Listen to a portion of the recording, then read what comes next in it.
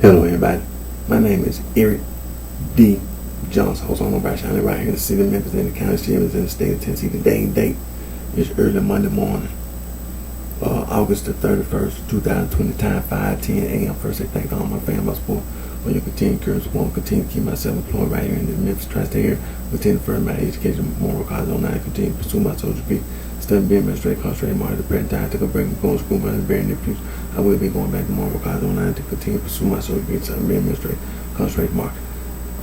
Had to work yesterday, which was Saturday afternoon, so I didn't make my, early Sunday morning, I didn't make my video. But what I'm gonna do today is make my video. YouTube channel is recording, and I'm not gonna be long. Still gonna do my Periscope, and then after do my Periscope, do my Instagram. And after do my Instagram, do my Facebook Live. So like I said, I'm gonna do my video, but I ain't gonna be long, about 5 minutes, because I want to spend more time on Mr. Sam Cook's murder case, and continue to be an advocate for Mr. Sam Cook, who was unjustly murdered by a criminal, Bertha Lee Franklin, some stupid, dumb field house nigga who committed one of the most despicable and disgusting crimes that could ever be committed. And then had the nerve to fire 2 more bullets. You understand? Based on the evidence, like I said, Ms. Barbara Campbell Cook is still alive. Mr. Sam Cook's wife at the time, Ms. Barbara Campbell Cook, she alive. She not dead, not in no nursing home. See, this is wrong. That's the reason why it's wrong. At the time, Mr. Sam Cook and Ms. Barbara Campbell Cook, 2 beautiful little daughters, Linda and Trey, they were little girls at the time their father's murder. Then they are now adults, and of course Mr. Sam Cook's other children. But Mr. Sam Cook and Ms. Barbara Campbell Cook grandparents now. They have grandchildren, all the children and grandchildren, and of course Mr. Sam Cook at the time of his murder, his mother and father were still alive. His sister and brothers, and all his nieces and nephews, and that was wrong what that stupid woman done. And the evidence is, we ain't got to go look for nobody. She did it. But there was some criminals in the courtroom. Systemic racism. Some criminals in the courtroom. Systemic racism. We would try to call it justified homicide. Some criminals in the courtroom. Like I said, I purchased a copy of Mr. Sam Cook's the autopsy report, which is the coroner's report, from Celebrity Archive for $25. Those are official court papers. Those are official court papers of the court. That's the state of California. That's the state of California, and those official court papers. And it's very obvious that it was ineffective assistance of counsel. Mr. Sam Cook's civil rights, constitutional rights violated. In the court, in the law. Civil court, criminal court is gonna mean the same thing. It's a crime. And Ms. Barbara Campbell Cook, they owe Ms. Barbara Campbell Cook a lot of money. Get straight to the point. No matter, you owe Ms. Barbara Campbell Cook a lot of money. It's Saw Records. Mr. Sam Cook owned his own record label and was murdered. There's nowhere in the United States of America, in U.S. territory, that any person that owns a business, and you get murdered or die, your business closed. See, this is wrong. What's been done? It's wrong. It's a crime. Nowhere in there are many businesses in the United States of America. You see them here. You see the products on the market every day. Family-owned businesses. the person who started being died years ago. Some people even were murdered. Some people even murdered. Somebody owned a family-owned farm, a ranch, just like in them old cowboy movies. Somebody stole their land, all that kind of stuff. So don't think for 1 minute that the law is saying that what they did was right. No, the law ain't said that. First of all, for you to even say justifiable homicide, that's the same thing. There's so many different type of laws. There are laws: first degree murder, second degree murder, third degree manslaughter. It's a lot of capital murder. That's the reason why they have all these different laws, to make sure that they can charge you with it.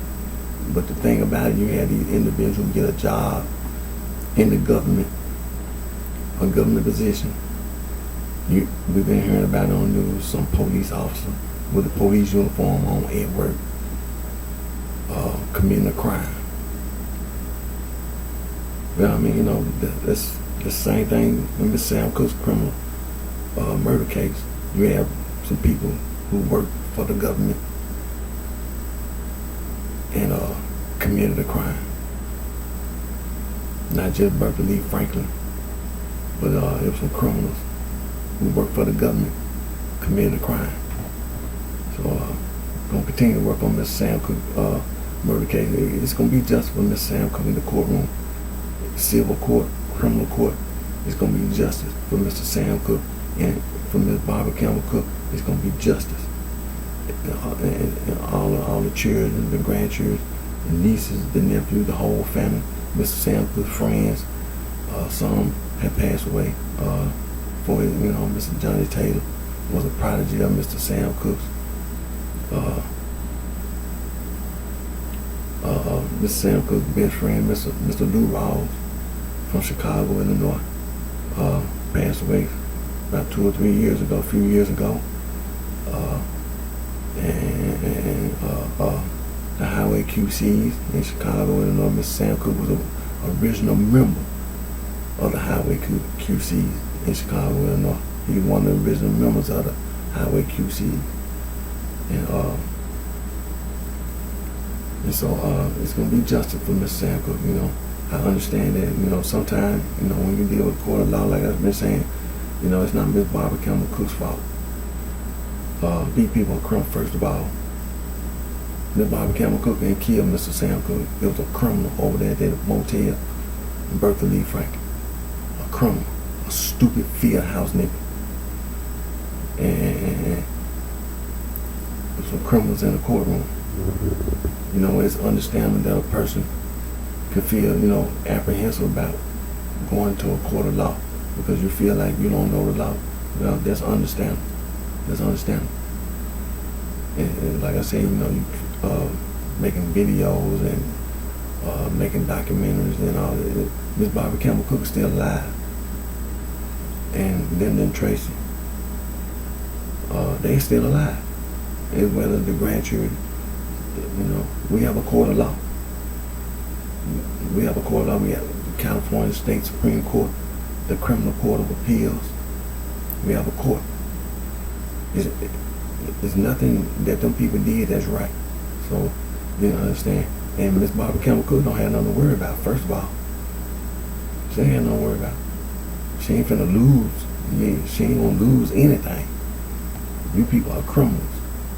Bertha Lee Franklin was a criminal. That's really why I've been showing. There wasn't no justifiable homicide. It's first degree murder. I want to say capital murder. But like I've been saying, you're going to a court of law. You're innocent until proven guilty. You understand? You're innocent until you got to prove it. We can prove first degree murder. You'll premeditate. We can prove that all day. When it comes to capital murder, like I say, you got to prove it. And once you prove that, the court gonna say the same thing: capital murder. So, well, like I said, what the document said. And look, these are a few of the pre-logo design websites that you can go to make anti-gang logo.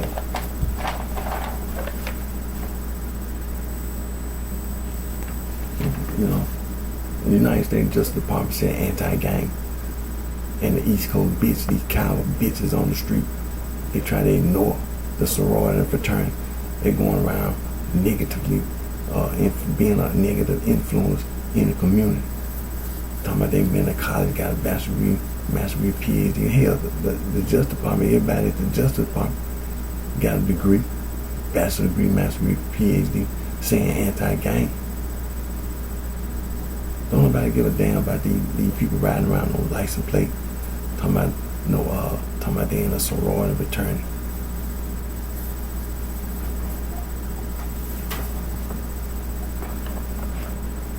And remember the word coercion, sexual coercion, psychological manipulation, psychological abuse.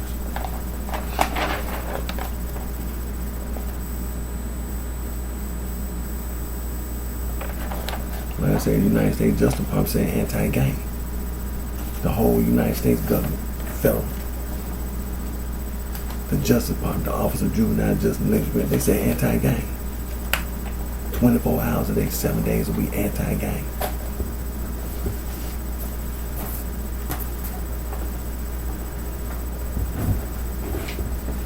And as like I said, I purchased a copy of Mr. Sam Cook's the coroner's report, the autopsy of the coroner from Celebrity Archive for $25.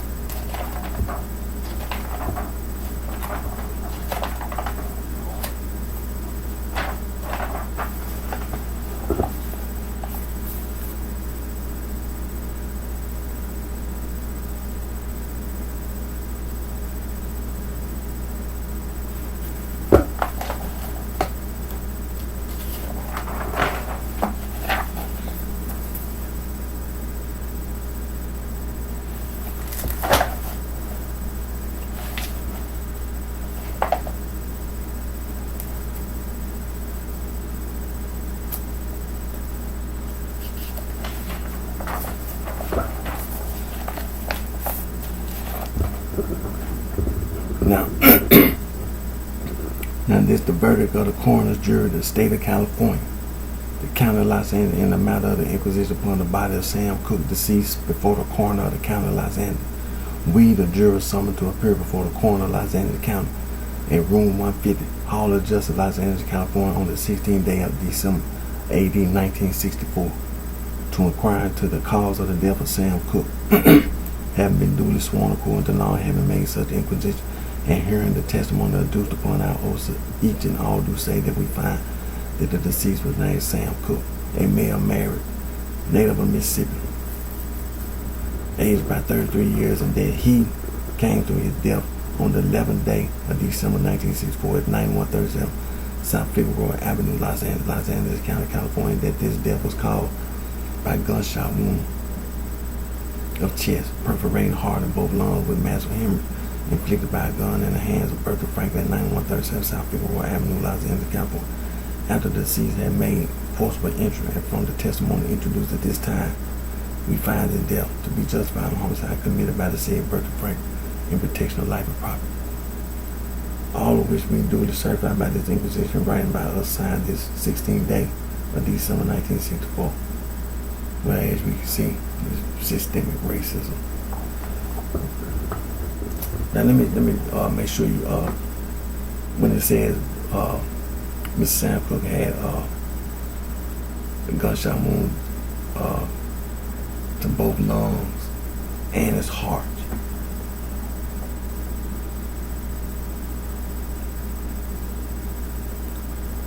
And that's very serious, because based on the evidence, like I said, first degree murder. Mr. Sam Cooke had a sports jacket on, gunpowder residue on the sports jacket.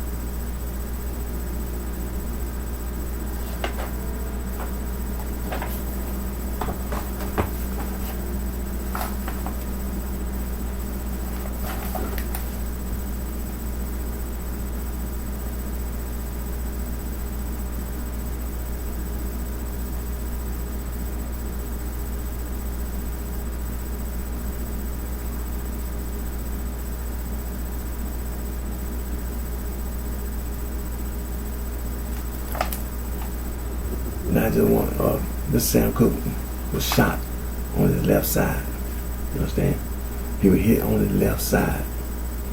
The bullet hit on, entered on from the left.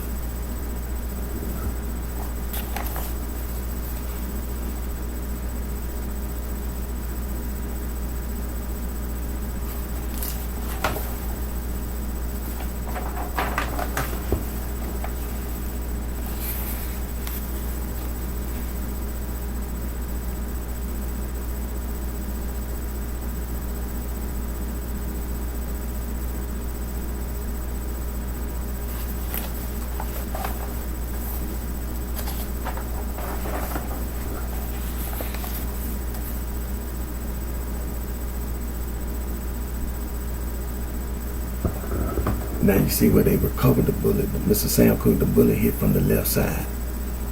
As you can see, then it hit his heart. Then it hit the right lung. And they recovered the bullet.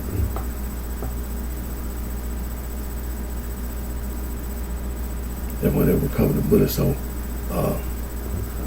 it's going to be justice in the courtroom with Mr. Sam Cooke. See, that's really, it's first degree murder. That's the reason why when you hear that justified homicide, when you see that, that's what they want to tell you. It's first degree murder. Mr. Sam Cooke had gunpowder residue on his sports jacket at close range. This stupid field house nigga shot Mr. Sam Cooke first, killed him, shot and killed Mr. Sam Cooke first, then had the nerve to fire 2 more bullets, then called the police.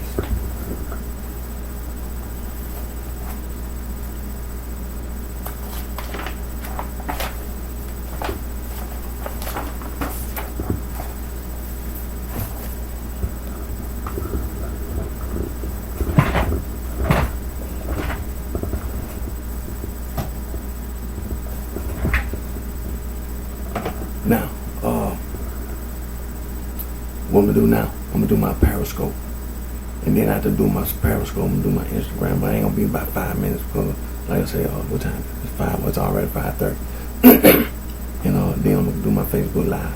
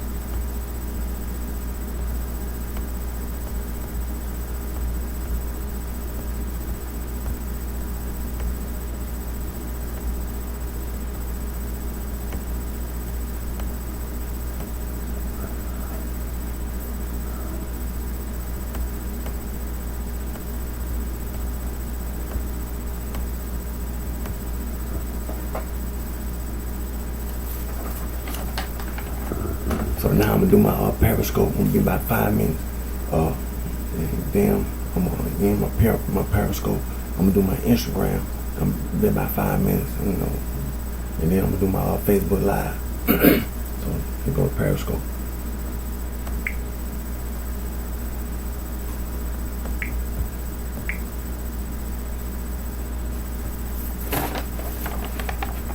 Hello everybody, my name is Eric D. Johnson, also on the BrightShine right here in the city of Memphis, County, State, Tennessee. Day. It's early Monday morning, August the 31st, 2020, time 5:32 a.m. First, I thank all my family, my support, for your continued courage support. Anti-gang.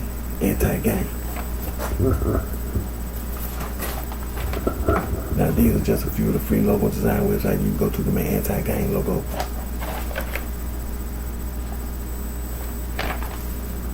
United States Justice Department saying anti-gang 24 hours a day, 7 days a week.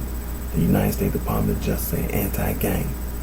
The Office of Juvenile Justice and Prevention, the Bureau of Justice Program, the whole United States federal government saying anti-gang. But the so-called sorority fraternity East Coast bitch going around in the community negatively influencing the general public. Going around trying to tell other people, you've been to college, I got a bachelor's degree, I got a master's degree, I got a PhD. You got freedom of expression, you got freedom of speech, and you got freedom. The United States Justice Department saying anti-gang 24 hours a day, 7 days a week. So you're gonna get your ass killed on these streets. Now remember these words: coercion, sexual coercion, psychological coercion, psychological manipulation, psychological abuse.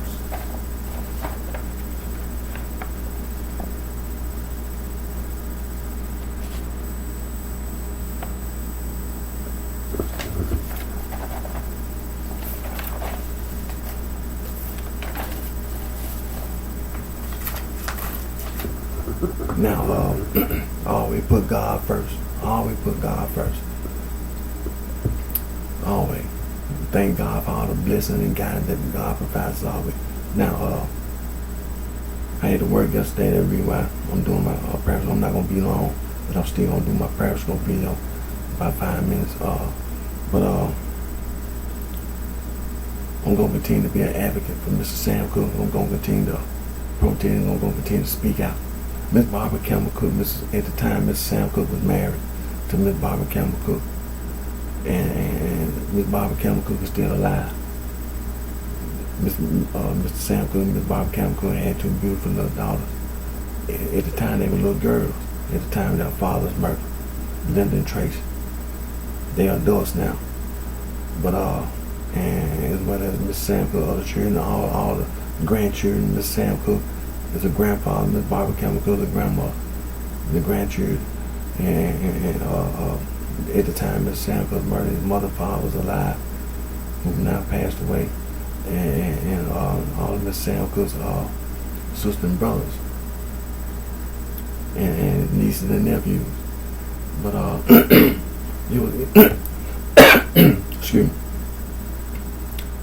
I purchased a copy of Mrs. Sam Cook's autopsy, the coroner's report, from Celebrity Archive for $25. Excuse me. Give me a sip of water here.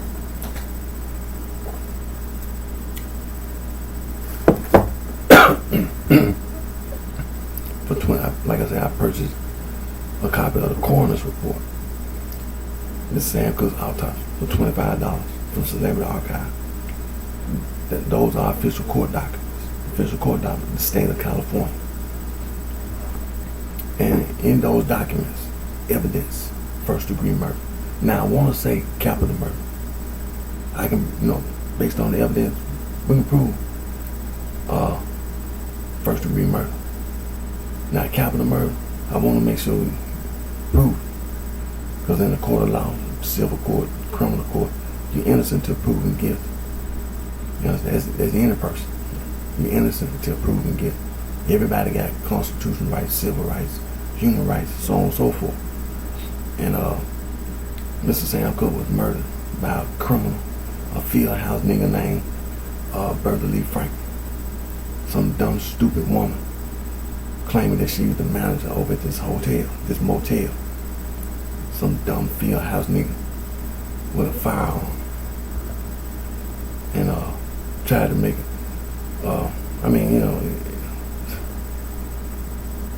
stupid.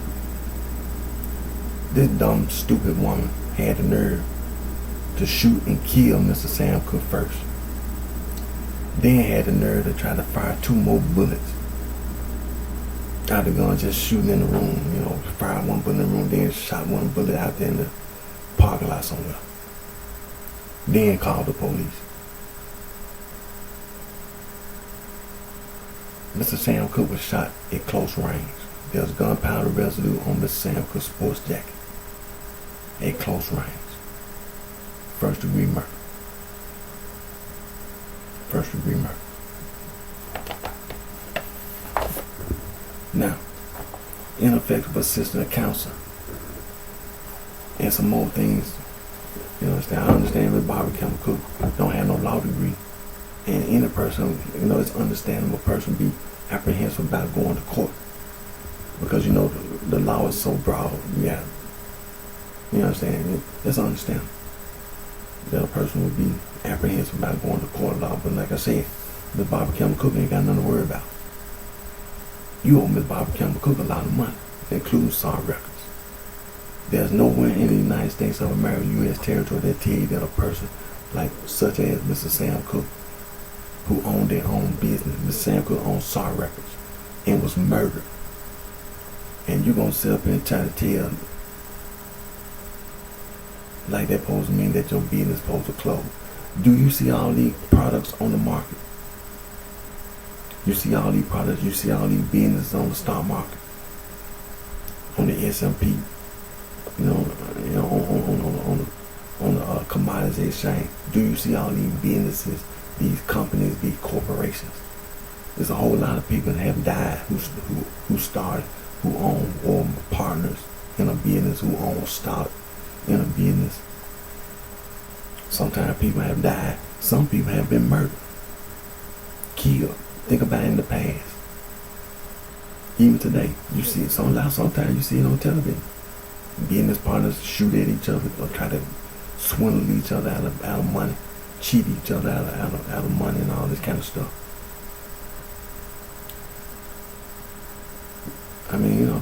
What makes you think you can steal Mr. Sam Cook's money, SAR records, by murdering Mr. Sam Cook? Not saying that was a motive, but I'm just saying, What make you think that Mr. Sam Cooke being the sovereign opposed to clothes? You don't get away with that in the court of law, civil court or criminal court. You don't get away with it. There's nothing in the law that said that was right. Mr. Sam Cooke, when the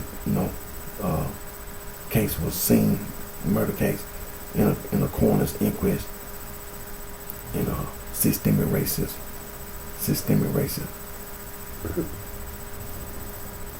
Systemic racism. But these are court documents.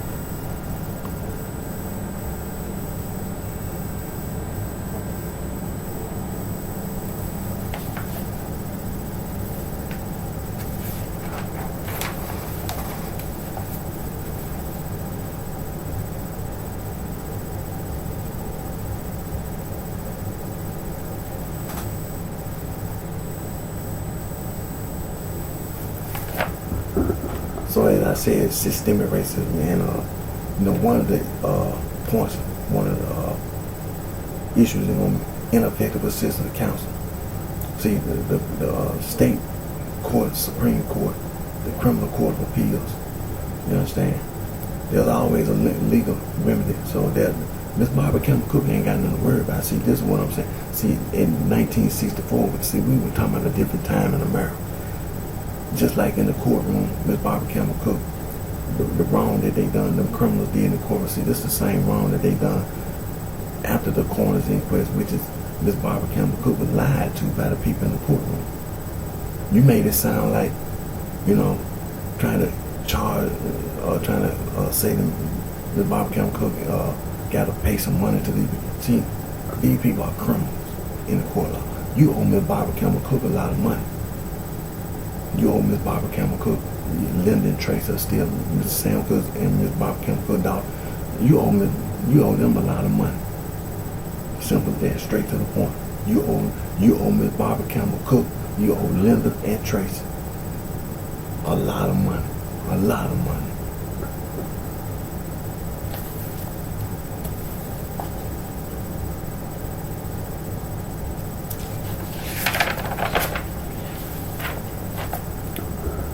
Now, this is the verdict of the coroner's jury, state of California, county of Los Angeles, in the matter of the inquisition upon the body of Sam Cooke, deceased.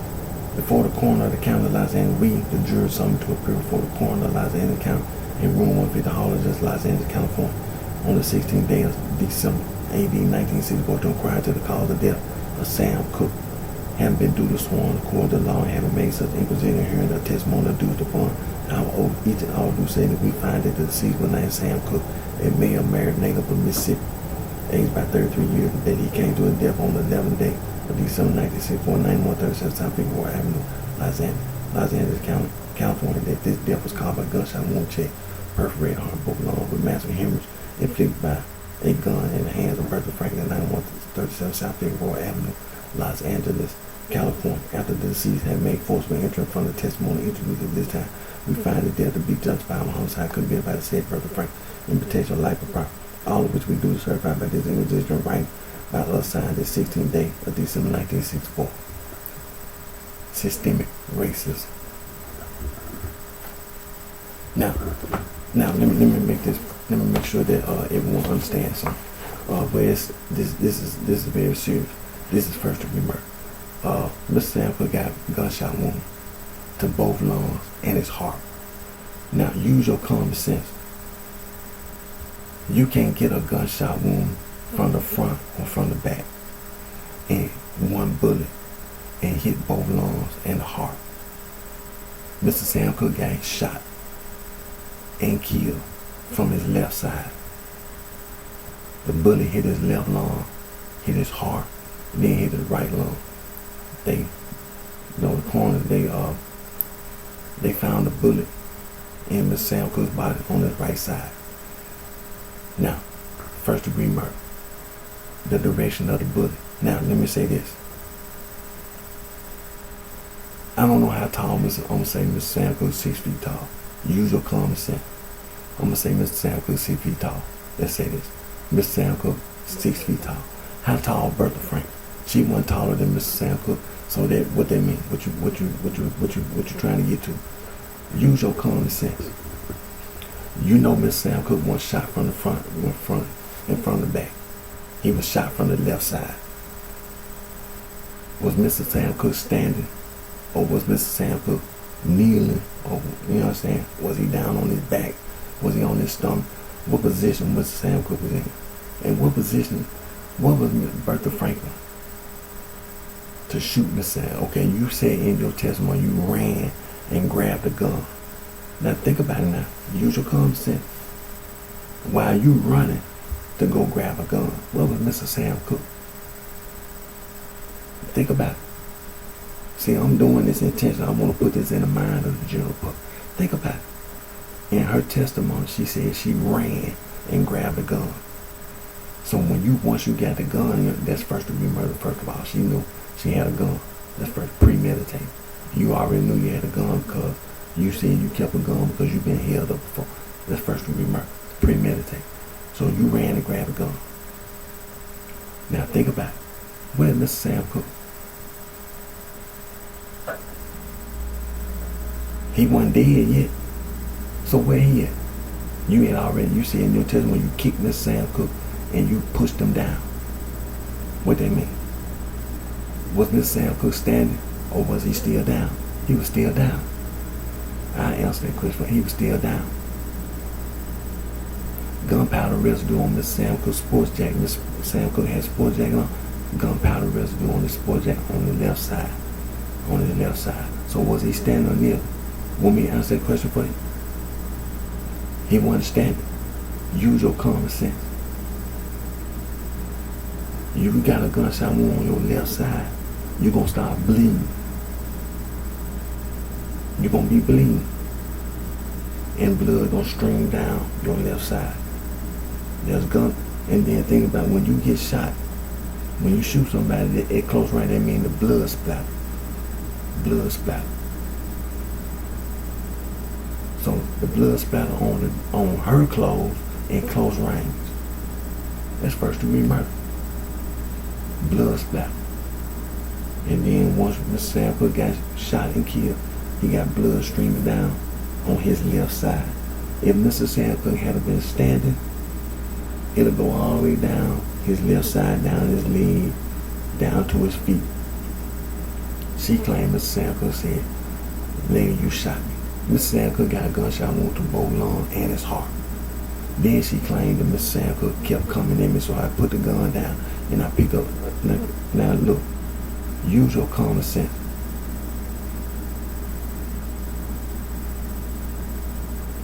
He kept coming in, so I hit him in the head with a stick. A man got a gunshot wound to both lungs and his heart. How you gonna keep coming at you? Then let me use your common sense.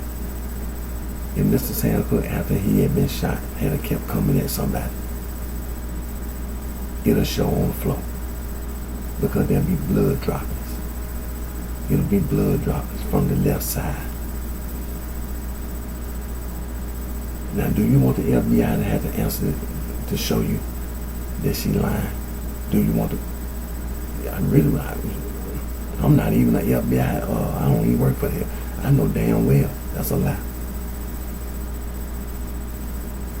Ain't no way a man got a gunshot wound both lung and your heart.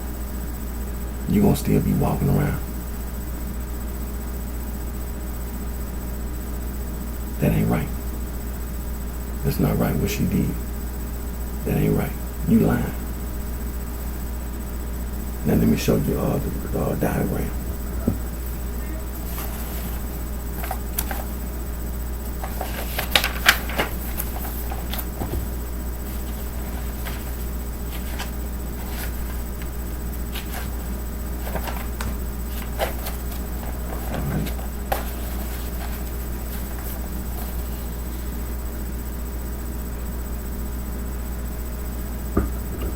It's just one. Now you see where the bullet entered the body.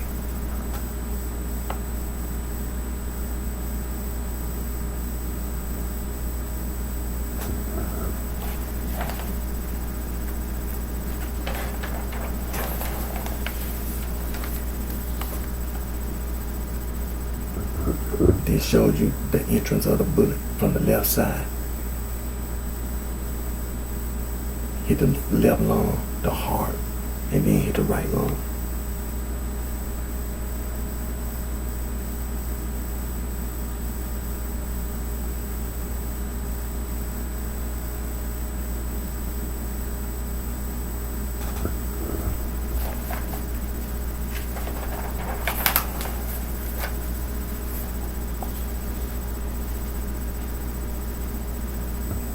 As you can see, ain't no way.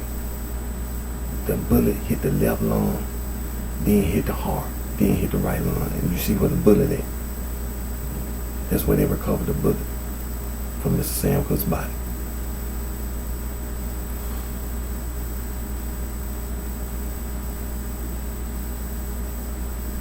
Now you see the angle of the bullet. You see the angle. The bullet going down. See, this is the reason why I said, how tall is Mr. Sam Cooke? Okay, 6 feet, 5'10" or 5'11", 6 feet something. He tall. Average tall, average height of a man, 5'10", 5'11", 6 feet, okay. He taller than Bertha Franklin. Use your common sense. If you short than the victim, Bertha Franklin, one of those 6 feet tall. If you shoot up, if you hit Mr. Sam Cooke with a gun from his left side, and you shorter than Mr. Sam Cooke, what direction you think the bullet gonna go? It's gonna go up. Use your common sense. Even the FBI know that. They'll tell you the same thing.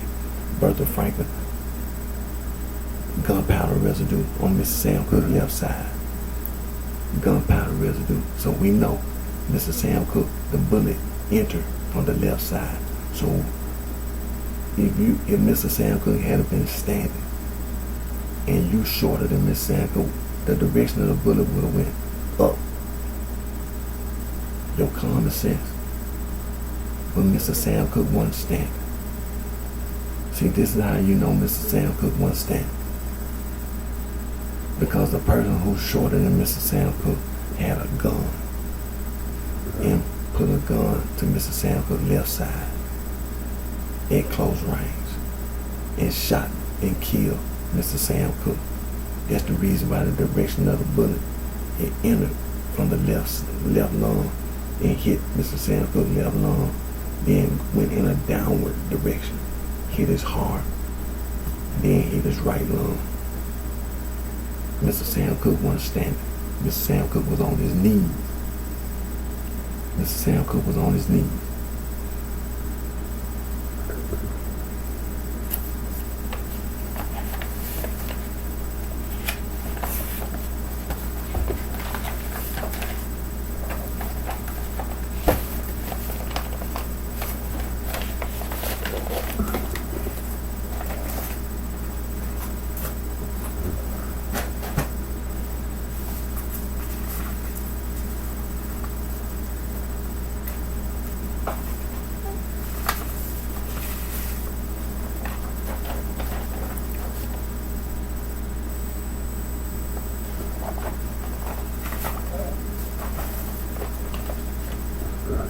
These are just a few of the free logo design websites you go to. My anti-gang logo.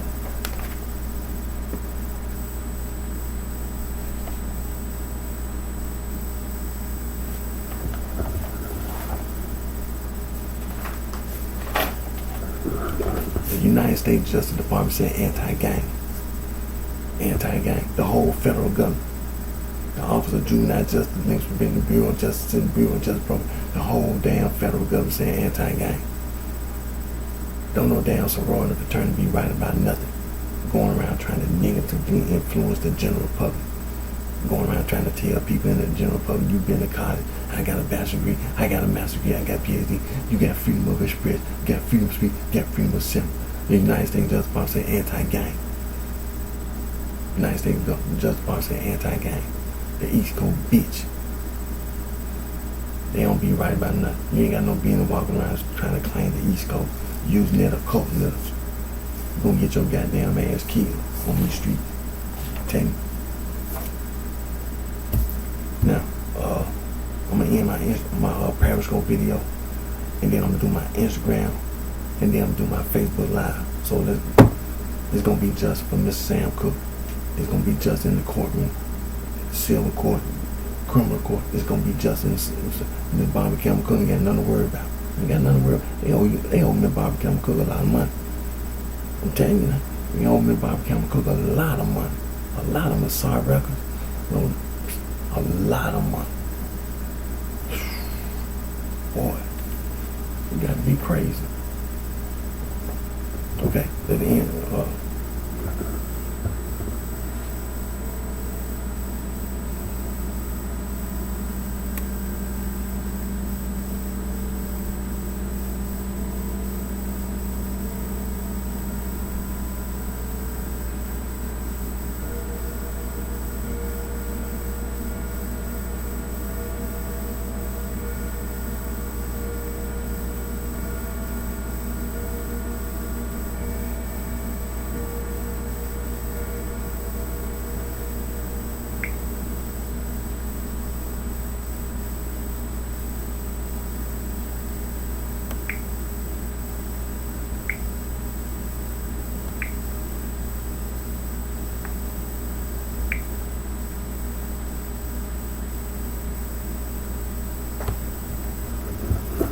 Now I just ended my Periscope video, so and I'm gonna do my Instagram video. Ain't gonna be long, about 5-10, no more than 10 minutes, and then I'm gonna do my Facebook Live.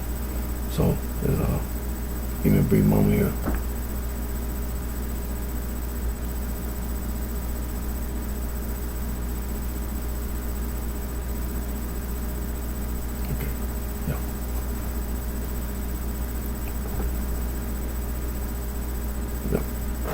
About 25 minutes now.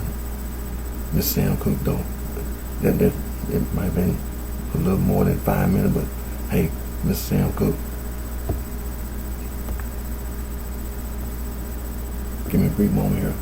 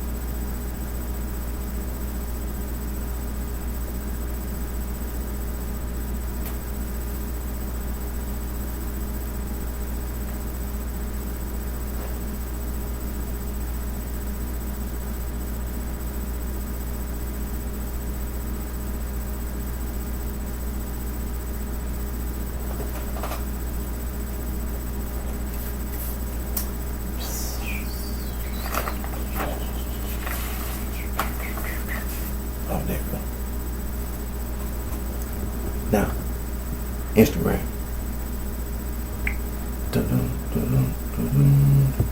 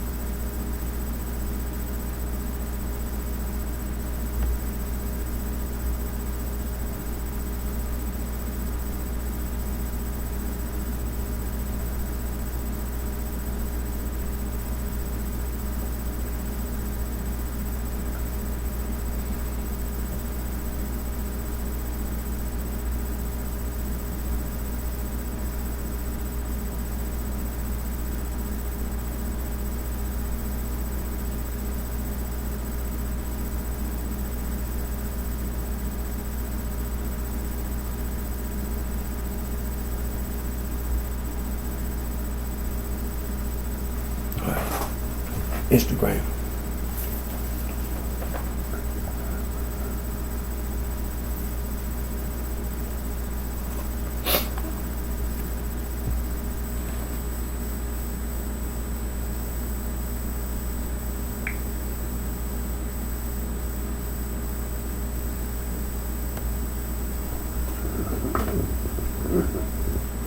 Hello everybody, my name is Eric D. Johnson. I'm on the BrightShine. I live right here in the city of Memphis, County Sheriff, State of Tennessee.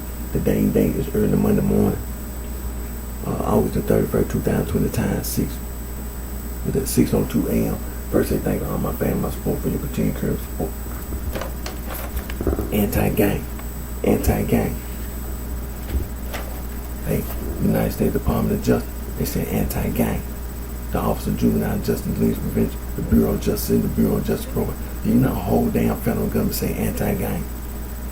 And then the East Coast bitch, the sorority fraternity got the nerve to walk around trying to negatively influence the general public.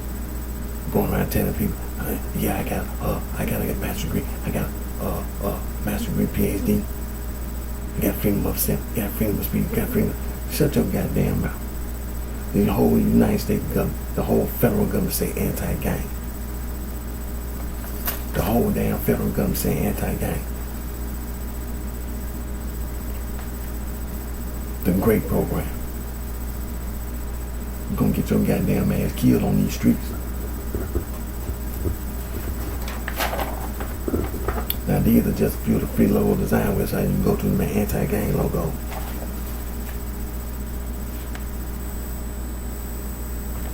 You're going around thinking you can play with grown people. Remember these words: coercion, sexual coercion, psychological coercion, psychological manipulation, psychological abuse.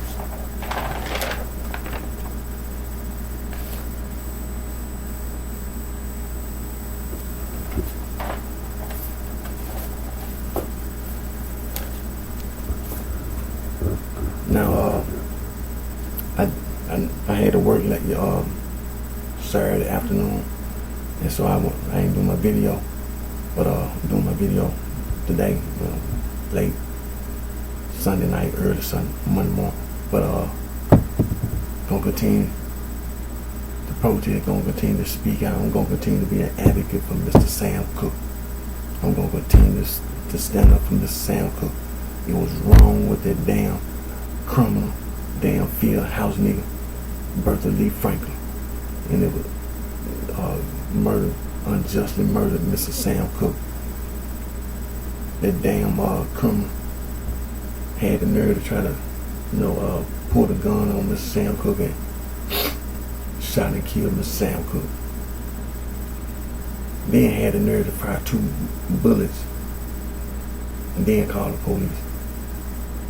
I don't know.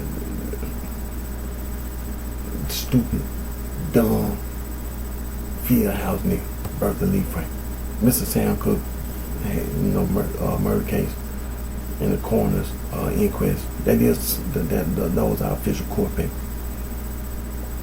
And try to rule it justifiable homicide, first degree murder. I purchased a copy of the coroner's inquest, the autopsy of Mr. Sam Cooke's body, and from Celebrity Archive for $25.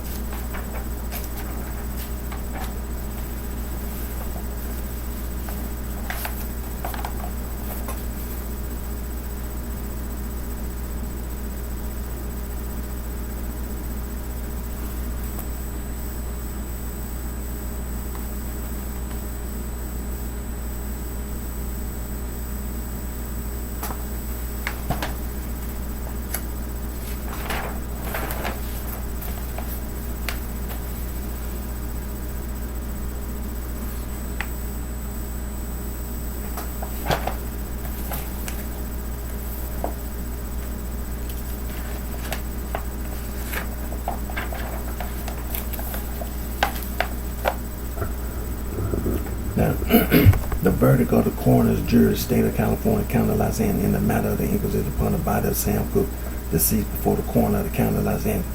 We, the jury, summoned to appear before the coroner of Los Angeles County in room 150, Hall of Justice, Los Angeles, California, on the 16th day of December 18, 1964, to inquire into the cause of the death of Sam Cooke, having been duly sworn according to law and having made such inquisition and hearing the testimony of due upon our oath, each and all do say that we find that the deceased was named Sam Cooke, a male married native of Mississippi, aged about 33 years, and that he came to his death on the 11th day of December 1964 at 9137 South Figueroa Avenue, Los Angeles County, California. That this death was caused by a gunshot wound to the chest, perforating the heart and both lungs with massive hemorrhage inflicted by a gun in the hands of Bertha Franklin at 9137 South Figueroa Avenue, Los Angeles, California, after the deceased had made forcible entry.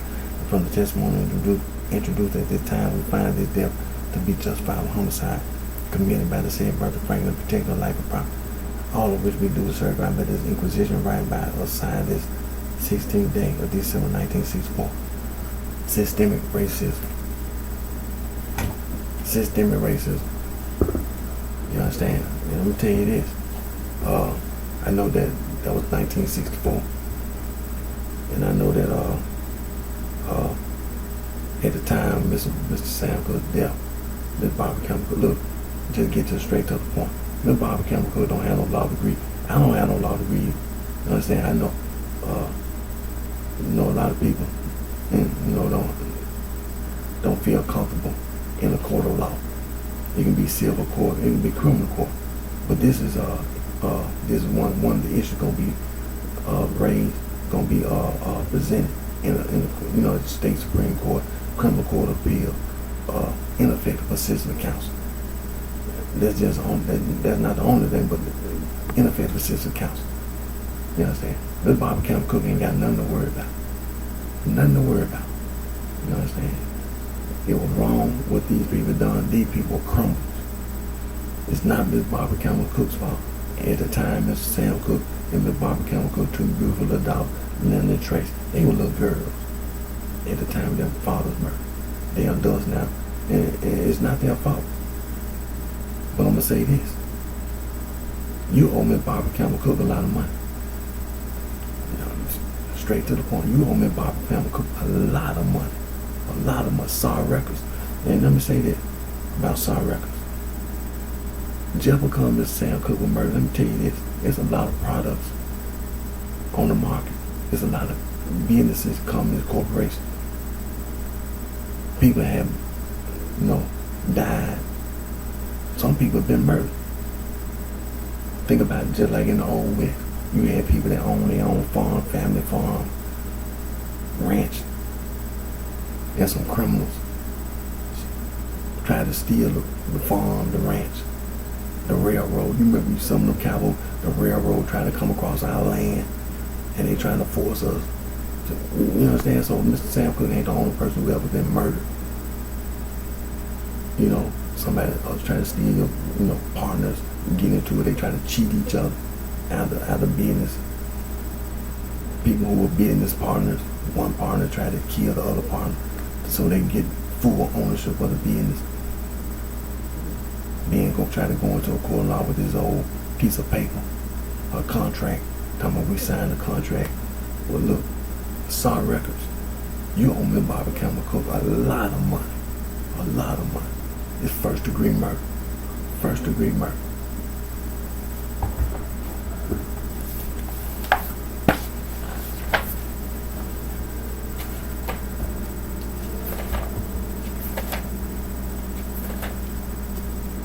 Now, let me say this. Now, you have to use your common sense sometimes. You have to talk to people in a way. You have to make them get out of this way of thinking. Or just condemn to the people, to them criminals, to that damn field house nigga that was sitting up on the witness stand. Look, Miss Sam Cooke got a gunshot wound on his left side. Now, use your gun. Miss Sam Cooke got a gunshot wound in both lungs and his heart. Now, common sense, you can't get a gunshot wound with one bullet and hit both lungs and your heart from the front and the back. Use your common sense. That's common sense. So we know that Mr. Sam Cook got a gunshot wound on his left side. Okay, let me ask you this. Common sense, the FBI.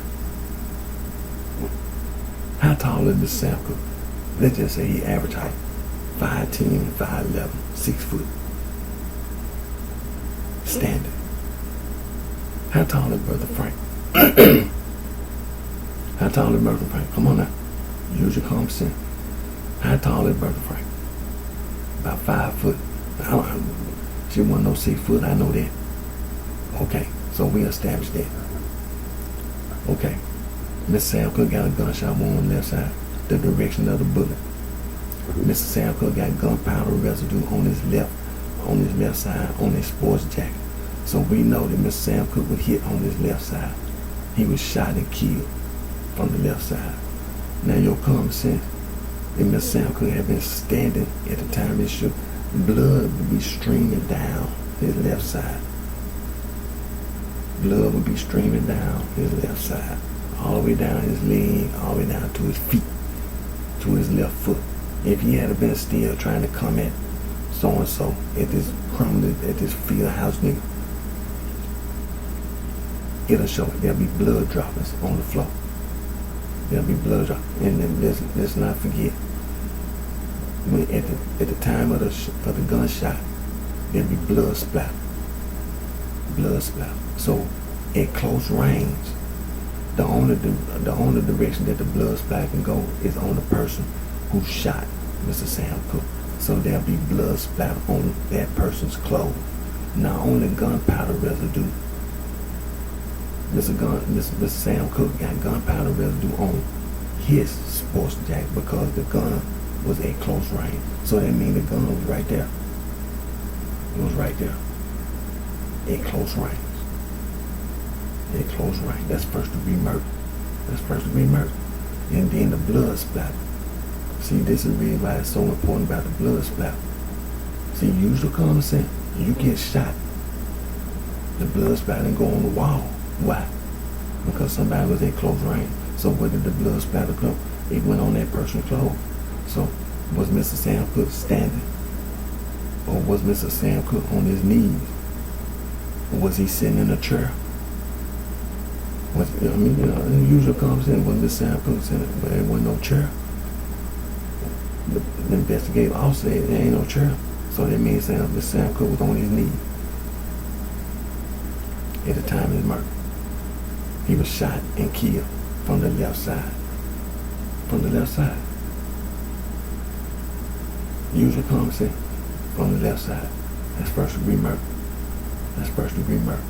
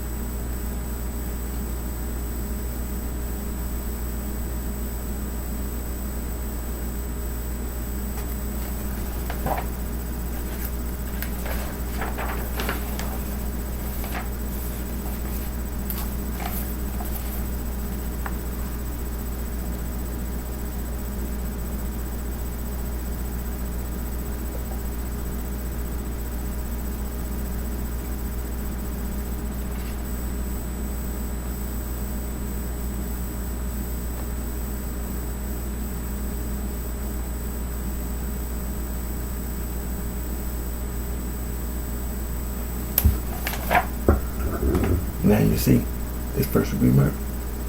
See, when you got a gunshot wound that close, see the stuff that she said on the witness stand, now you see she was lying. She ain't no but a field house nigga. a stupid, dumb field house nigga. It was wrong with them people in the courtroom then. That was wrong. That was wrong. Now you see. See, once you start seeing the evidence, then you start becoming, man, that ain't right. That ain't right. That ain't right, man. That ain't right.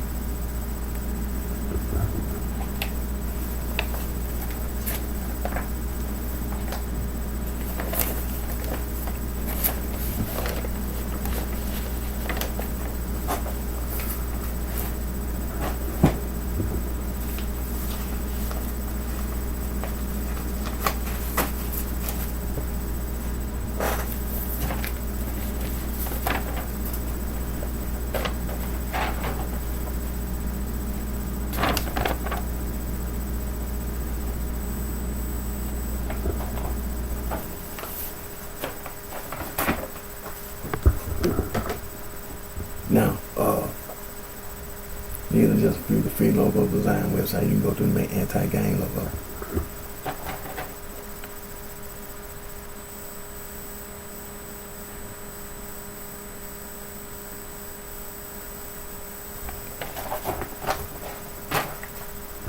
The United States Department of Justice said anti-gang, and that's right. I don't give a damn about no sorority, no fraternity. You can try to play, keep trying to play all you want. You're gonna get your goddamn ass killed on these streets. I tell you, you're gonna get a goddamn reality check. Cause you ain't getting away with that. Trying to walk around, trying to pretend like you gonna ignore the justice part. Well, I'm walking around, and you ain't gonna play with me like that.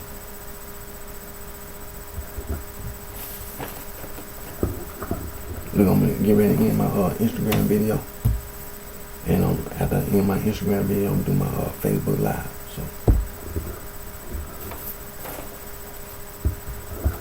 anti-gang, and always put God first. Always put God first. Always. Thank God for all the blessings God provides.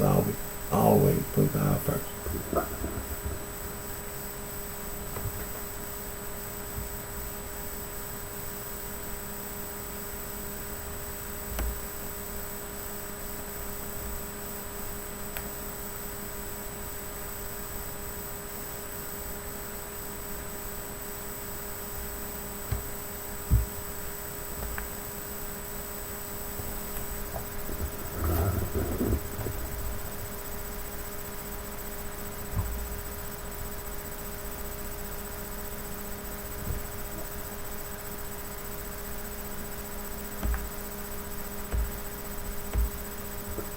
I just ended my Instagram video, so now I'm doing my Facebook Live.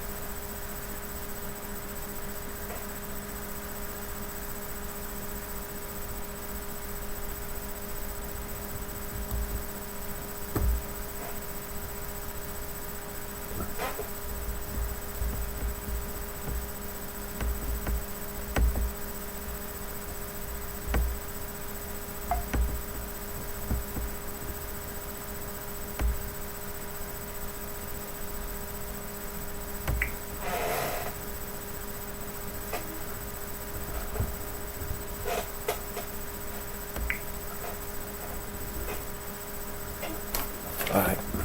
Like I said, at the end of my Instagram video, now I'm doing my Facebook Live video.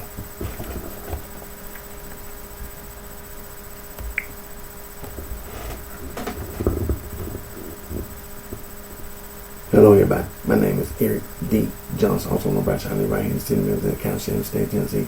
Today's date is early, Monday morning, August the 31st, 2020 time, 6:25 a.m. First, I thank all my family, my support, people continue to support. Anti-gang.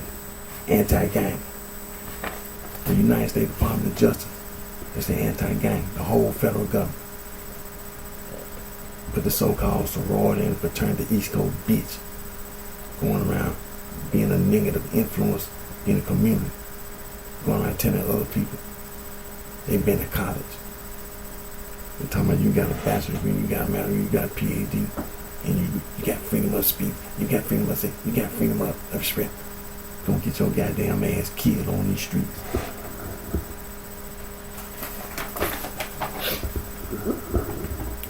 Now, these are just a few of the free logo design websites you go to make anti-gang logo.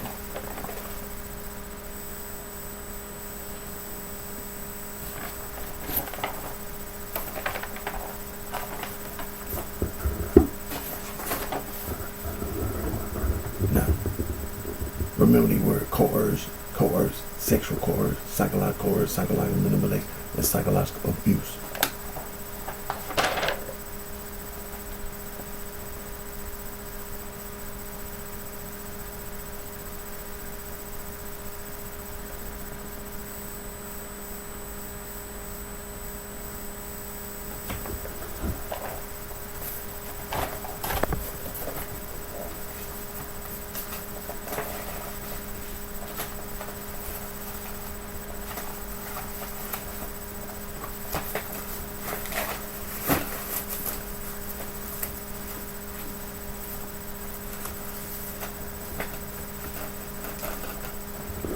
Now I'm going to continue. First, I always give thanks to God. I always thank God for all the blessings and guidance that God provides us always. Now I just ended my Instagram video, and before I did my Instagram video, I did my Periscope video. I had to work Saturday afternoon, so I wasn't able to do my video, but I did my video, my Periscope, and I'm going to continue to be an advocate. I'm going to continue to protest. I'm going to continue to speak out for Mr. Sam Cooke. Mr. Sam Cooke, who was unjustly murdered by a criminal, a field house nigga named Bertha Lee Franklin. It was wrong, and I'm going to continue to be an advocate for Mr. Sam Cooke. It's wrong. Mr. Sam Cooke's wife at the time, Ms. Barbara Campbell Cooke, is still alive. Mr. Sam Cooke and Ms. Barbara Campbell Cooke had two beautiful daughters who were little girls at the time, Linda and Trace. They are adults now. It's wrong. It's wrong. I purchased a copy of Mr. Sam Cooke's outside of the coroner's report from Celebrity Archive for $25.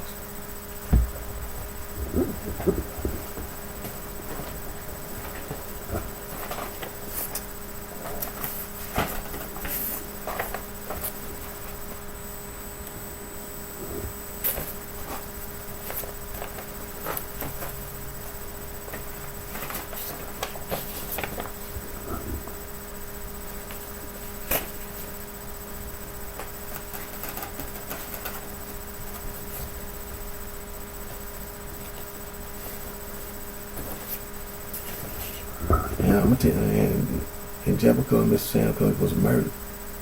Saw records. You don't get away with that in a court of law. Civil court, criminal court, and let me tell you something. It's just like when you see movies and anything, in a document, people have been, businesses come to corporate. People own stock in companies or corporations or businesses. People have been partners and been one partner, or a person who owns a family farm or a ranch, a family-owned business. Mr. Sam Cooke was murdered. He ain't the first person to been murdered. He not the first person that ever been murdered who was in business, who owns stock, or in business. You don't get away with that. You don't get away with that. Like I said, you owe me Barbara Campbell Cook a lot of money. Get straight to the point. You owe me Barbara Campbell Cook a lot of money. A lot. You don't get away with that. You don't get away with it. Yeah.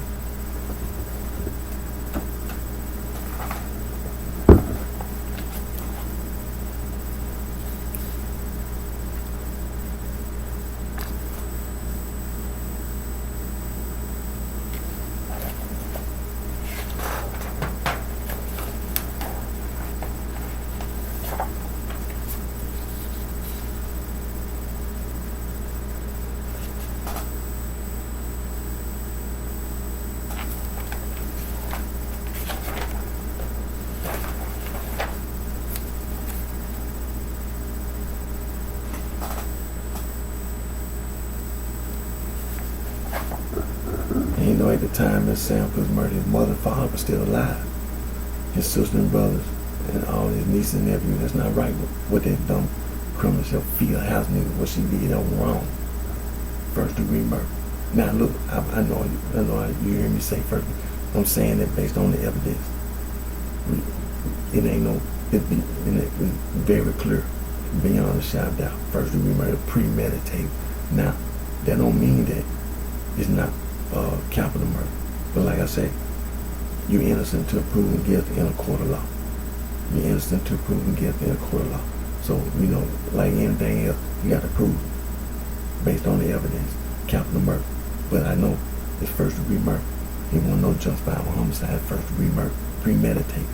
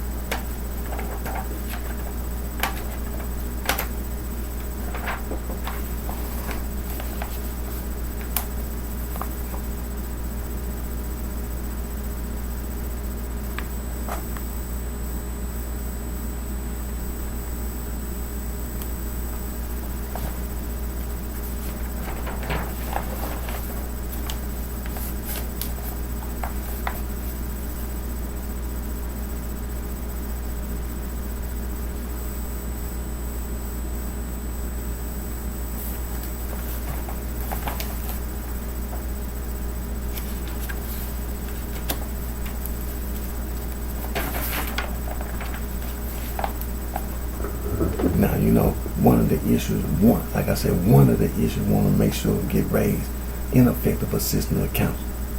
That's not the only issue, but there's one of the issues going to get raised.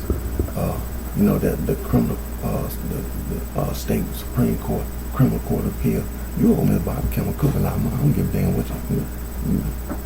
Verdict of coroner's jury, the state of California, County of Los Angeles, in the matter of the inquisition upon the body of Sam Cooke deceased before the coroner of the county of Los Angeles, we, the jury, summoned to appear before the coroner of Los Angeles County, at room 1 feet of Hall of Justice, Los Angeles, California, on the 16th day of December 18, 1964, to inquire to the cause of death of Sam Cooke, having been duly sworn according to law, having made such inquisition hearing the testimony due upon our oath.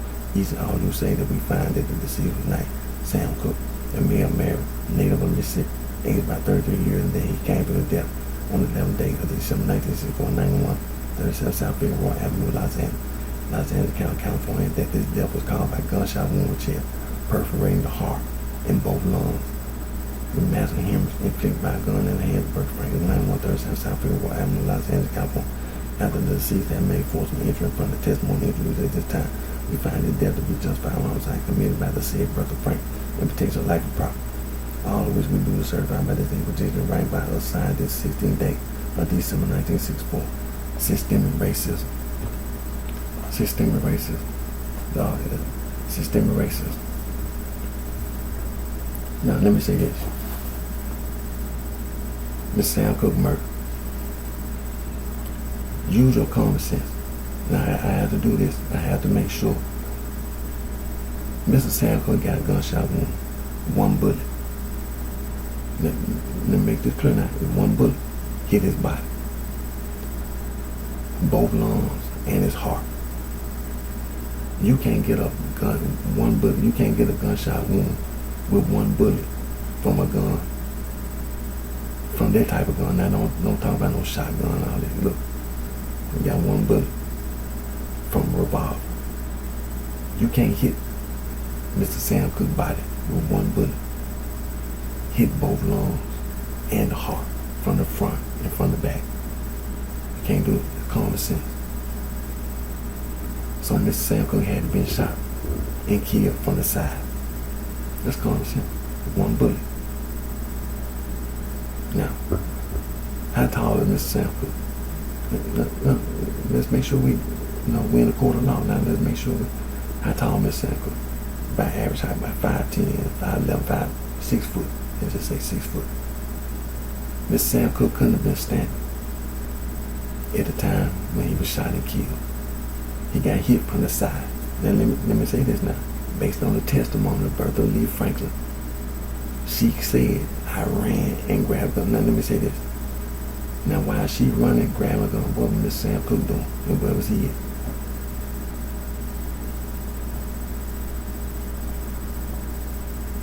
And then when you grabbed a gun, then you came back, because Miss Sam Cooke was clear. She shot and killed Miss Sam Cooke with one bullet at close range on the left side. Now I had to do this to make sure that the people understand the circumstance. I had to make sure that you, in your brain, make sure Miss Sam Cooke couldn't have been standing.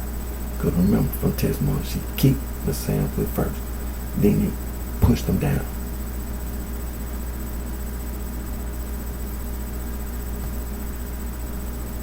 First degree murder. First degree murder. Like I say, how tall Miss Sam Cooke?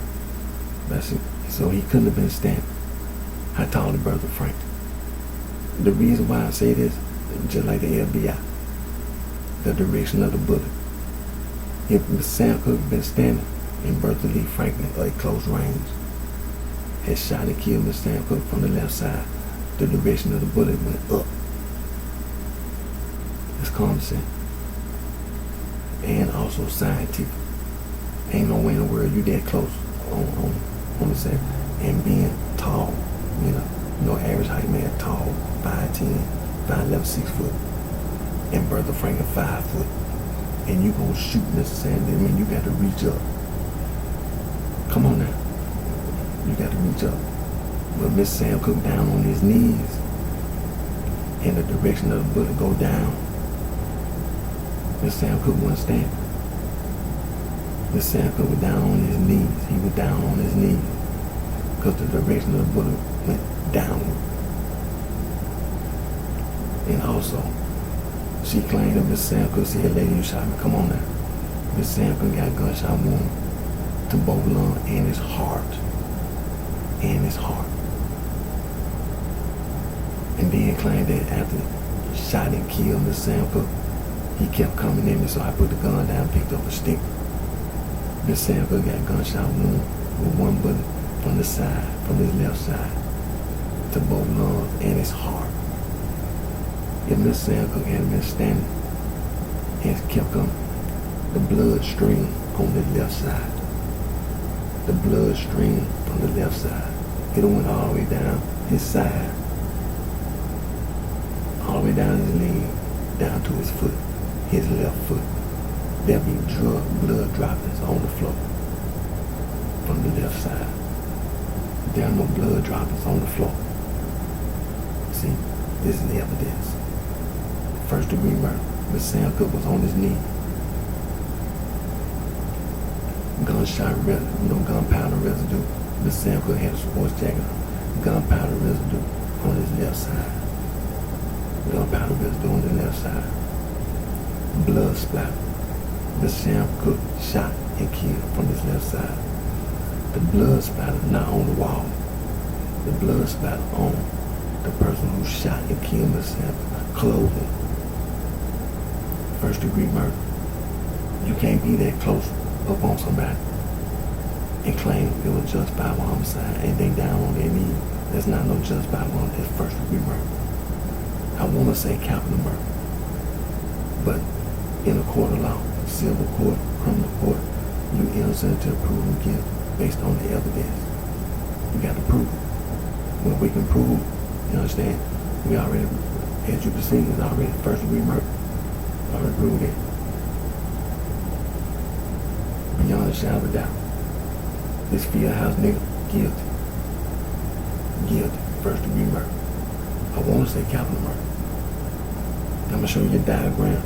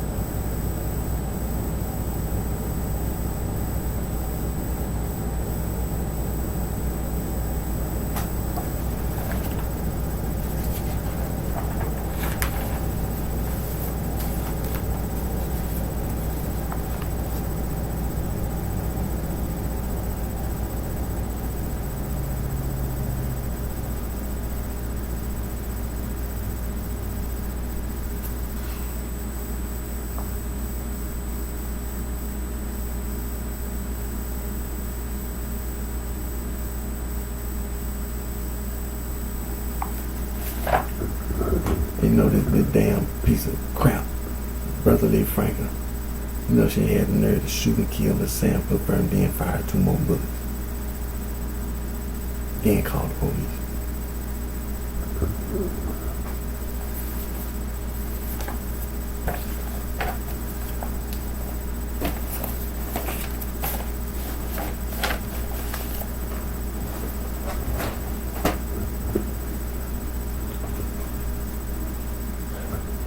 It's going to be justice for Mr. Sam Cooper in the court of law, civil court, criminal court, Salt records. It's going to be justice in the court of law for Mr. Sam Cooper and all the family, well, his friend, Mr. Sam Cooper's best friend, Mr. Lou Rawls, who's since passed away. One of Mr. Sam Cooper prodigies, Mr. Johnny Taylor. He also passed away a few years ago. The Highway QC, as you know, Mr. Sam Cooke was the original member of the Highway QC in Chicago, Illinois.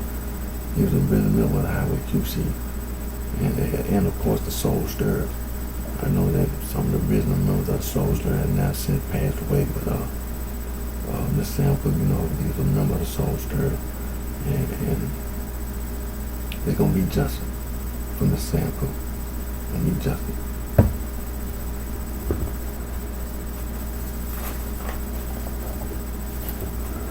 Now, this is a map of all the people around the world.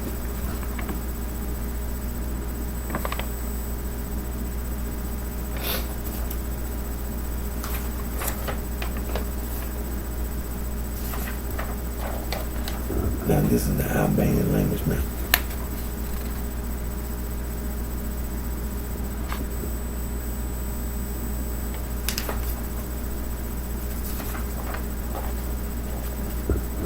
This is the Baltic language map.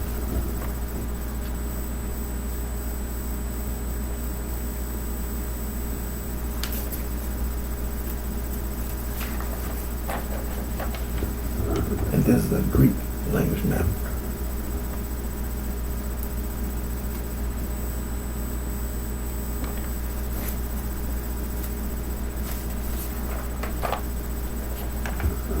This is the Slavic language map.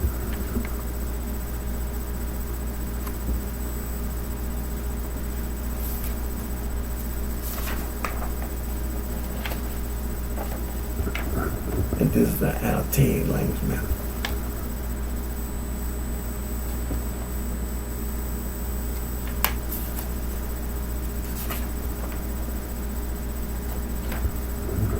And this is a Euro-Altaic language map.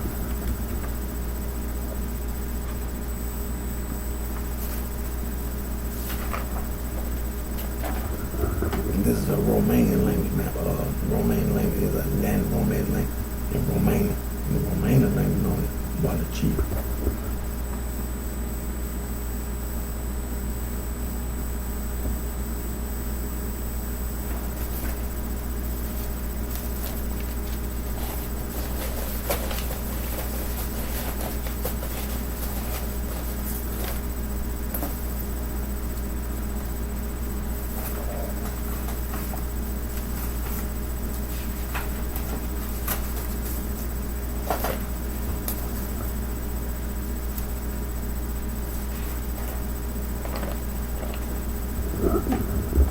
And this is the map of the languages of Africa.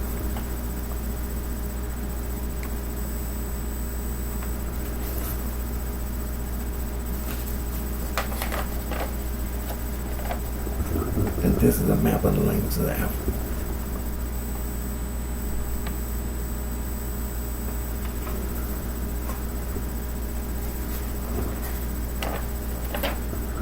And this is a map of the languages of Africa.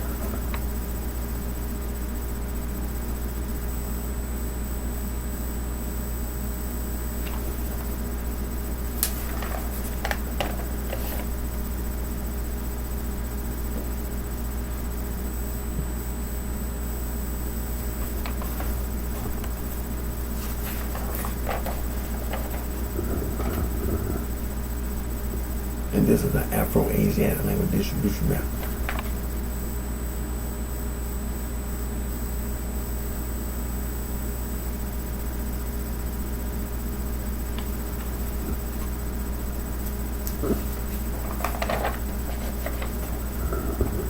And this is the map. This is the Afro-Asiatic language distribution map.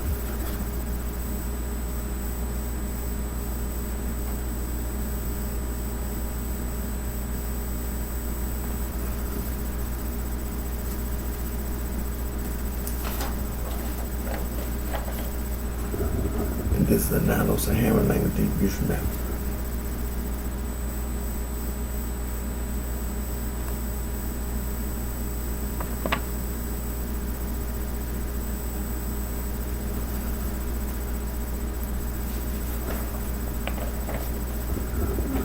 And this is the Nilo-Saharan language distribution map.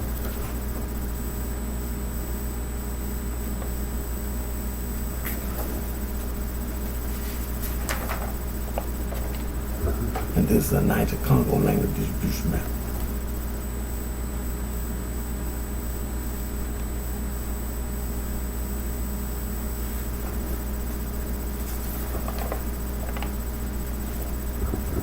And this is the Niger-Congo language distribution map.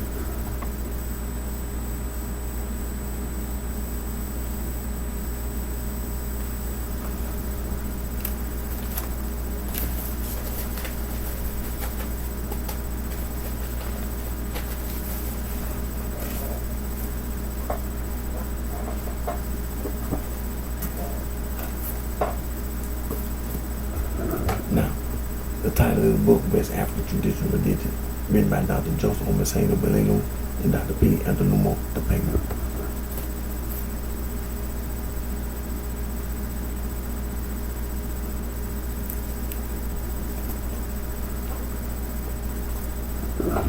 The title of this book, African Traditional Religion, definition, written by Dr. E. Baloja Adobu.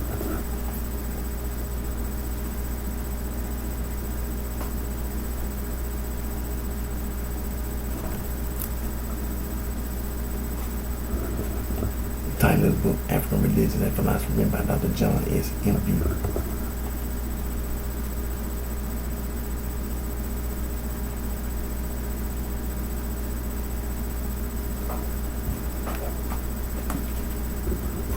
And the title of the book, Concepts of God in Africa, written by Dr. John S. M.B.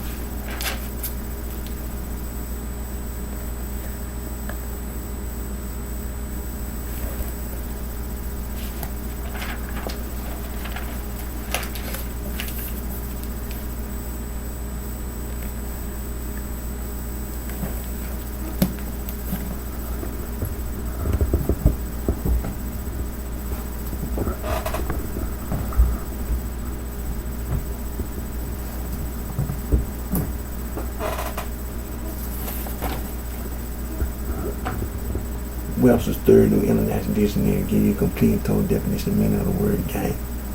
The act, manner, or means of going.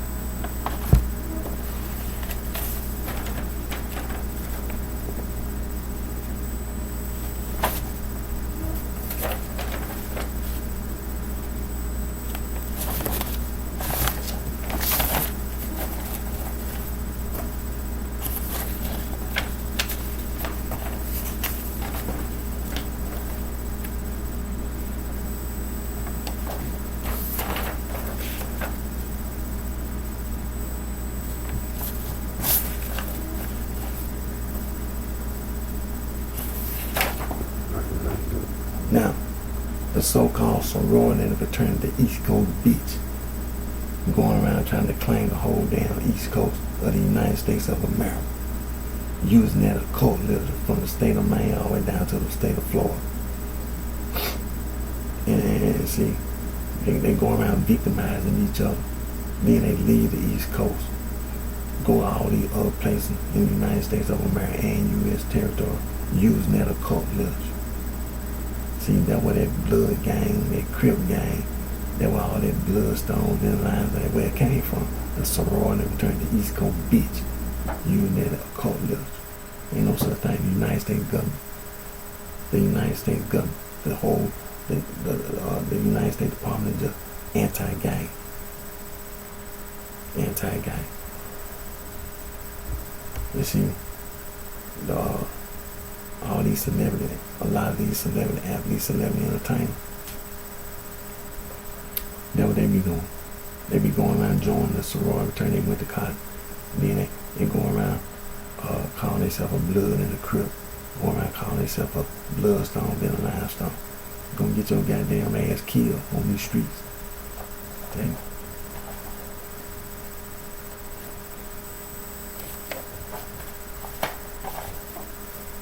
Be thinking you're getting away. You ain't getting away.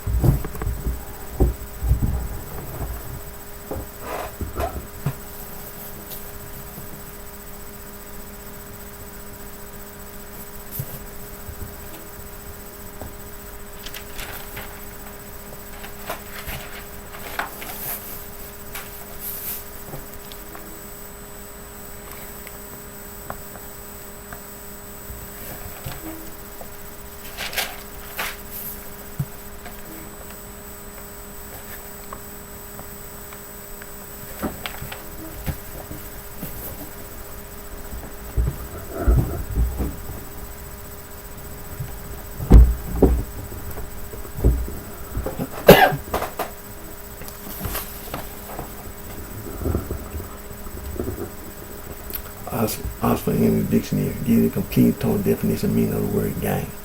Action or mode of going, way past a set of things or person.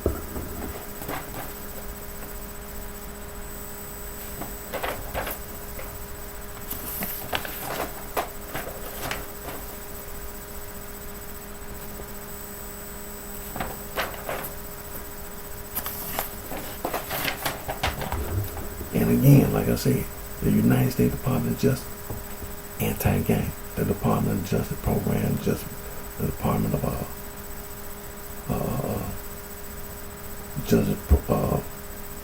Justice Assistance, and all them other departments, other Department of Justice, ATF, the Alcohol, Tobacco, Firearm, Immigration and Customs, the Security and Exchange, the whole federal government, the Office of Juvenile Justice and Legal, anti-gang. So roll in return ain't no damn battle. Gonna get your goddamn ass killed on these streets.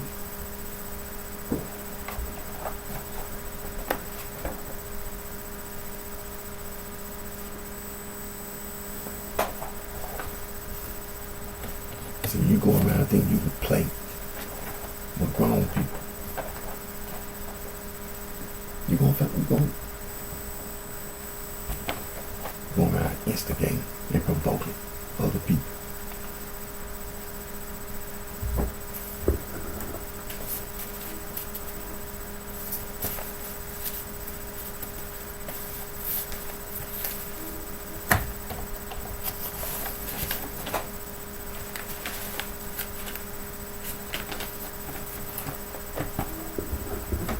Now, the United States Government Act of Organized Crime Control Act of 1970 and Title IX of the Organized Crime Control Act of 1970, the Racketeer Influence and Corrupt Organization Act, the RICO Act. That's anti-gang. The Comprehensive Drug Abuse Prevention and Control Act of 1970, the Controlled Substances Act, the Psychotropic Substances Act, the Continuing Criminal Enterprise Statute, the Kingpins is anti-gang.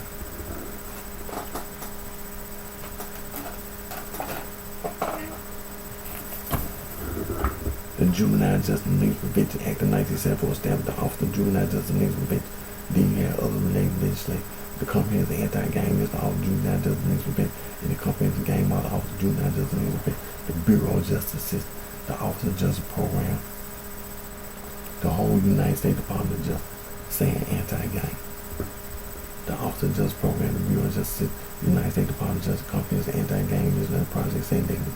The United States Department of Justice, the Office of Community-Oriented Police, Comprehensive Anti-Gang List, the Office of Juvenile Justice and Legal Prevention, the United States Department of Justice, the Office of Justice Program, Bureau of Justice, and Land Narcotics Law Enforcement Prior to the United States Department of State, Institute for Intergovernmental Affairs, Gang Resistance Education Training, the GREAT Program. The United States Department of Justice, Office of Justice Program, the Office of Juvenile Justice and Legal Prevention, in October 2009, the National Youth Gang Center, which has been funded by the Office of Juvenile Justice and Legal Prevention since 1995, murder with the National Gang Center, which has been funded by the Bureau of Justice since 2003. The National Gang Center compilation state laws against gang friction over the Bureau of Research Program is a tax out of Juvenile Justice and Legal Prevention. The United States Department of Justice, Bureau of Justice, the Office of Juvenile Justice and Legal Prevention, National Gang Center books, and the title book, History of Street Gangs in the United States. You can also go to the quick reference, Wikipedia, and you'll find the same information if you type gangs in the United States.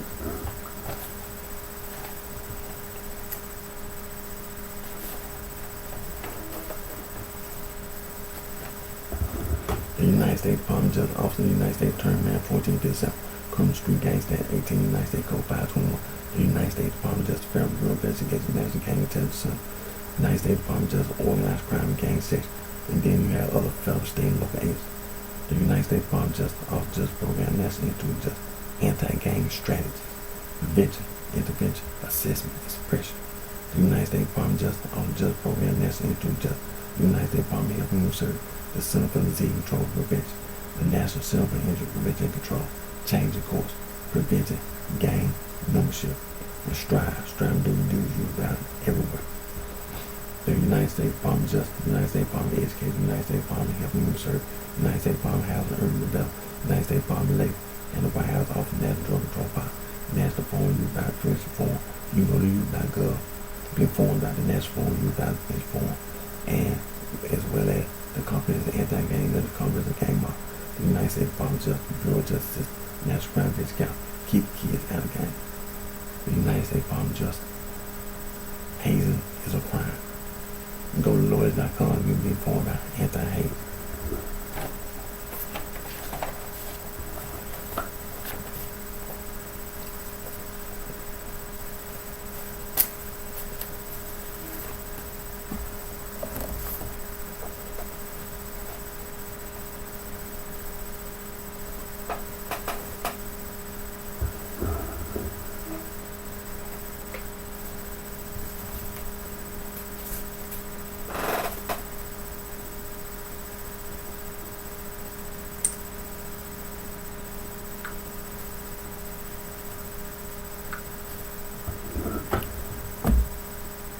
Now you have a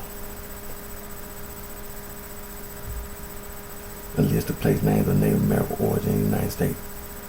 For example, state name: Alabama, Alaska, Arizona, Arkansas, Connecticut, Idaho, Illinois, Iowa, Kansas, Kentucky, Massachusetts, Michigan, Minnesota, Mississippi, Missouri, Nebraska, New Mexico, North and South Dakota, Ohio, Oklahoma, Tennessee, Texas, Utah, Wisconsin, and Wyoming.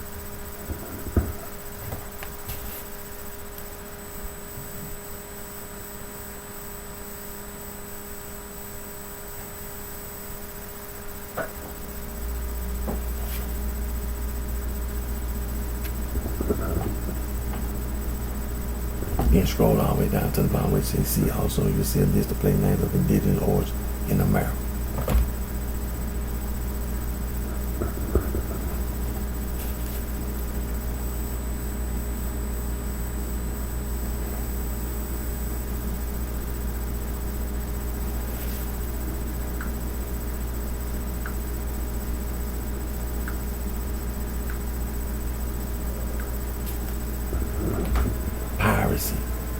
Pirates. When we be talking about that occult literature, that's an example of that called it piracy. Pirates.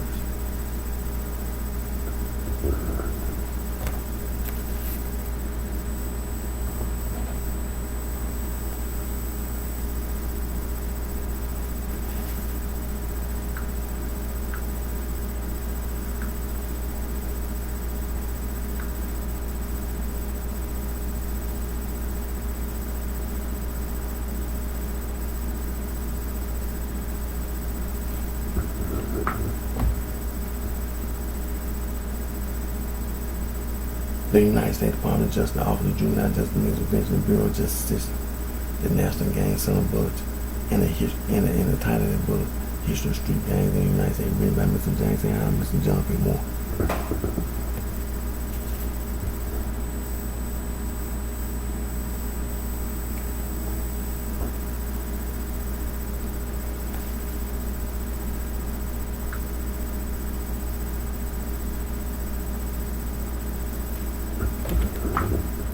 You can also go to the quick reference, Wikipedia, and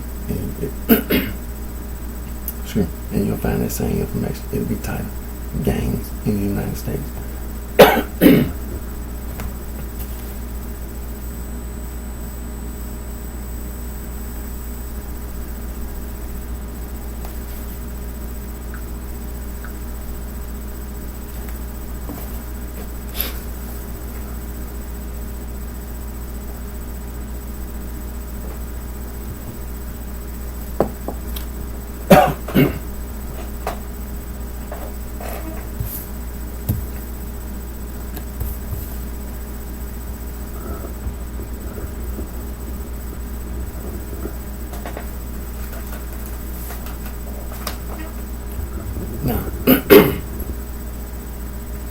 Now, when it comes to street slang, you have street slang words like gang plus stir, mob plus stir. Merriam-Webster's Third New International Dictionary, Oxford English Dictionary gives you a complete total definition meaning of the word gang plus stir, mob plus stir.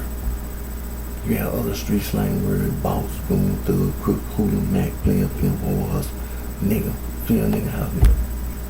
You have street slang for music, hip hop, rock and roll, swing, groove, jazz, blues, funk, doo-wop, bebop. You got street slang for money, currency, exchange, boats, rack, stank, band, bread, dough, scratch, loot, move, bend, dick. It's street slang. Nothing official right now. Street slang.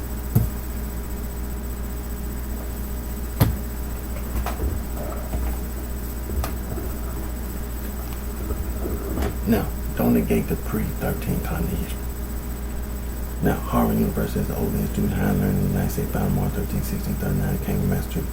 William Mary Collins Williamsburg, James 5, February 8, 1693, second oldest institute of higher learning in the United States of America.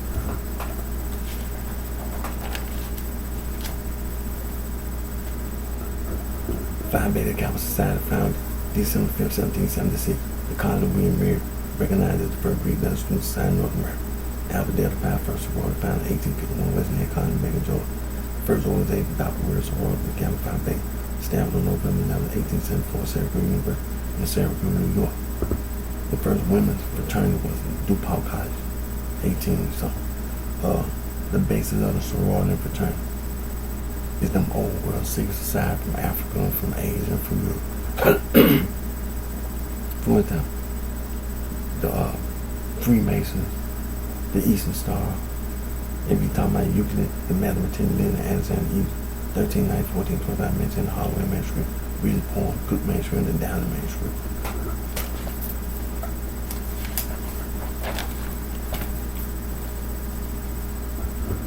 Now, examples of them old world secret society from Africa, from Asia, from Europe.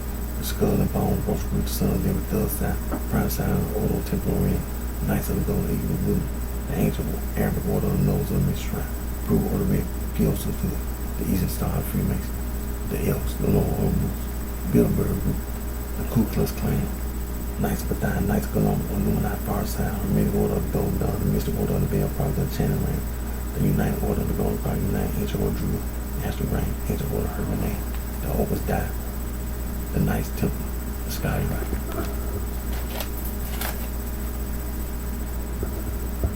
The Spanish Guardian, the Carbonary, the Black Hand, St. Mafia. There's Afroasiatic, say Coastal North, the Net, the Triad, the Yachts, the Osiris.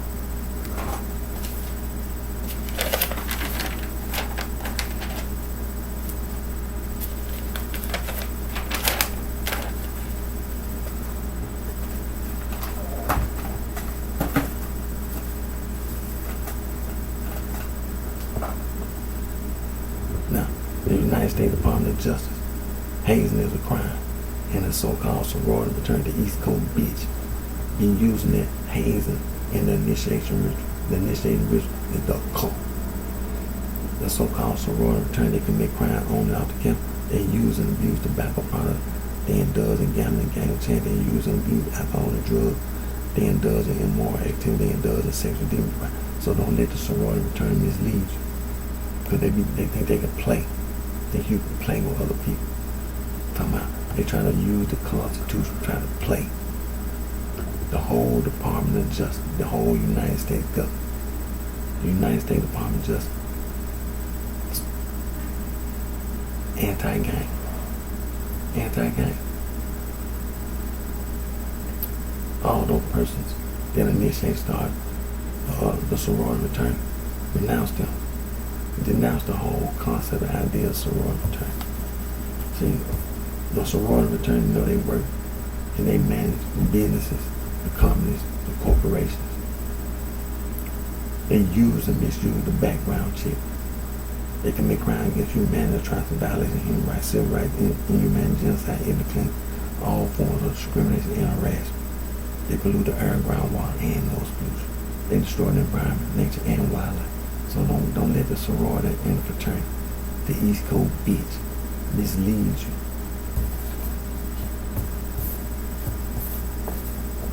They ain't got no claim, no East Coast or any other place on this planet, on this earth, or in this universe. They criminals.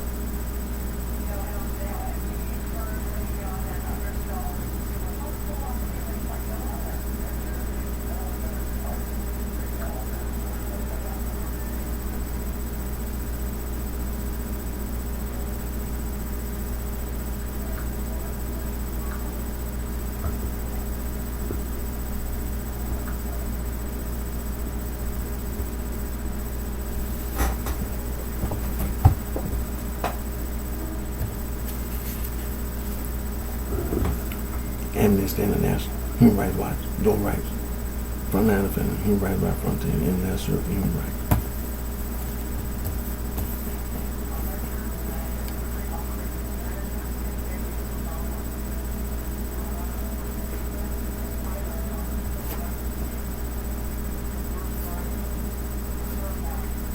Conservation International, Wildlife Conservation Society, the Conservation Fund, Legal Conservation Bonus, Earth Watch Institute, Conservative Association, Earth Justice Conservation Volunteer, Wildlife Conservation Network, Endangered Wildlife Trust, the Biodiversity Nature Conservation Association, Rare Species Conservation Center, the Wildlife Research and Conservation Trust, Rainforest Trust, International Rainforest Conservation Organization, Rainforest Alliance, the Rainforest Action Network,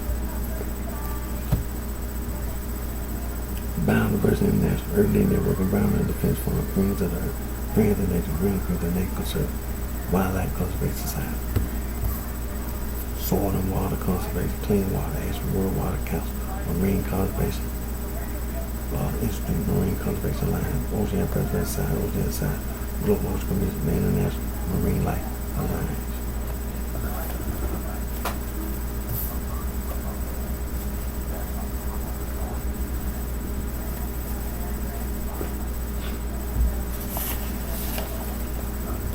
The International Bill of Human Rights.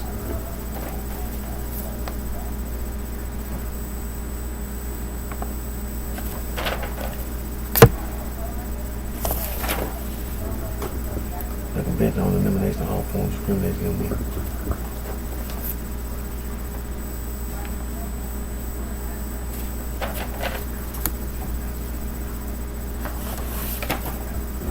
The Declaration of the Rights of the Child.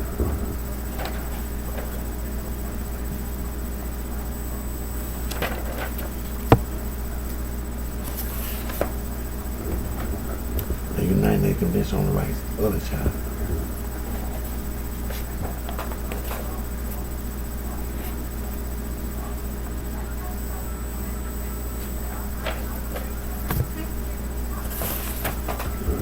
The world's oldest human rights organization, Anti-Slavery International.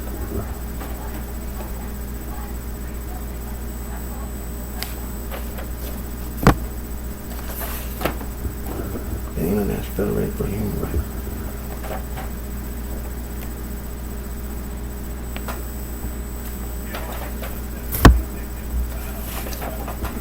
The world's oldest international conservation organization, BirdLife International.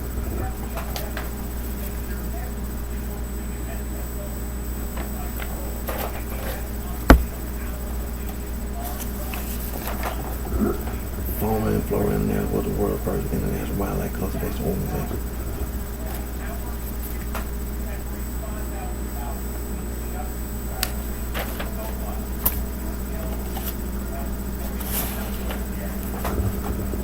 The world's oldest global environmental organization, International Union for Conservation, they also the World Wildlife Fund.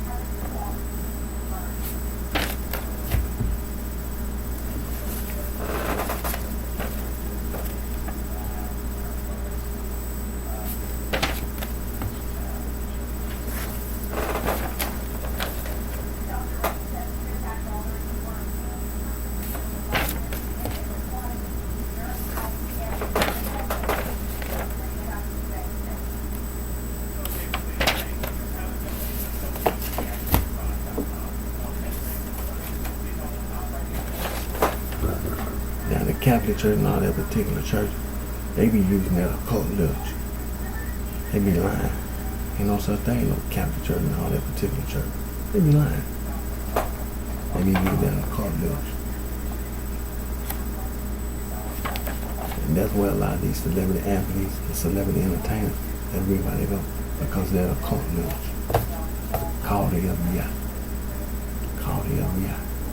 Report their ass to the FBI.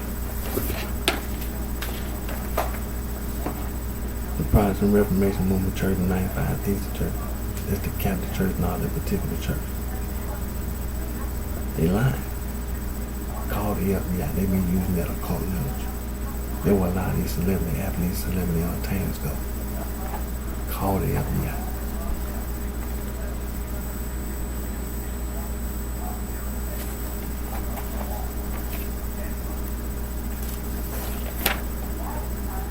The American Restoration Movement, Stone Camel Movement, that is the Catholic Church in all that particular church. Stone and Camel did a secret handshake.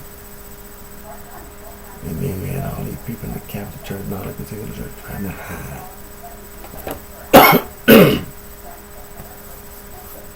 Ain't no such thing, no Church of Christ. No such thing.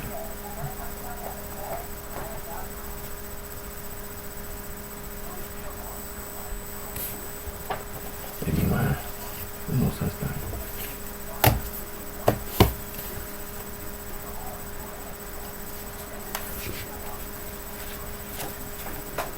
Saul from Tarsus, the self-proclaimed Apostle Paul. He wasn't no apostle.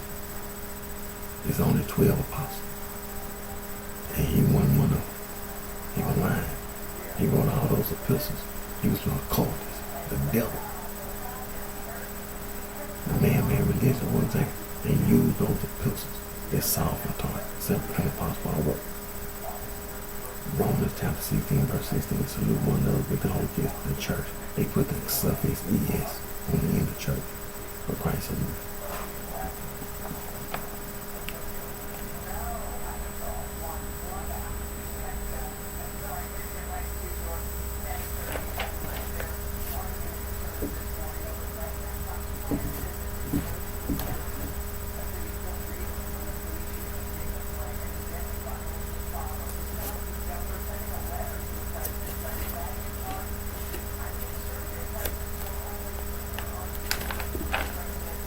Another example, 2 Thessalonians chapter 1, verse 4. So that we ourselves glory in the church with the suffix ES of God for your faith and faith, all the persecuted shall relate that ye endure.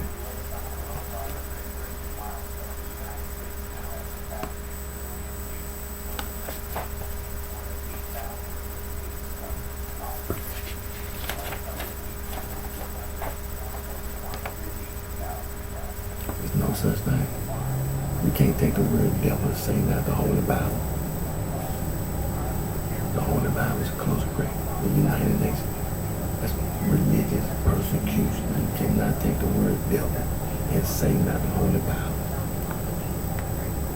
That's religious persecution. It's wrong.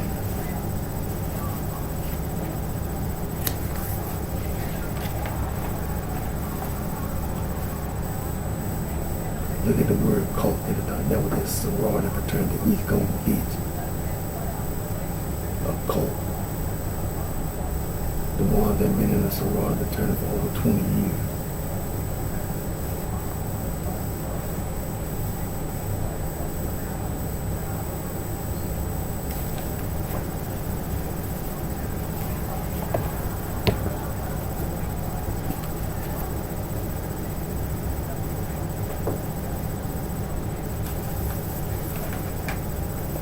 They're occult literature.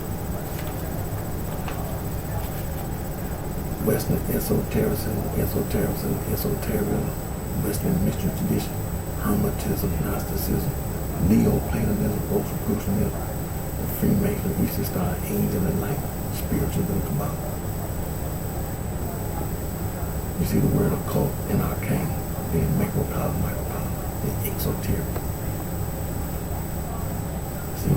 The celebrity athletes, celebrity entertainment went to college. They joined the sorority fraternity. That's what they reused, trying to claim the whole damn East Coast from the state of Maine all the way down to the state of Florida.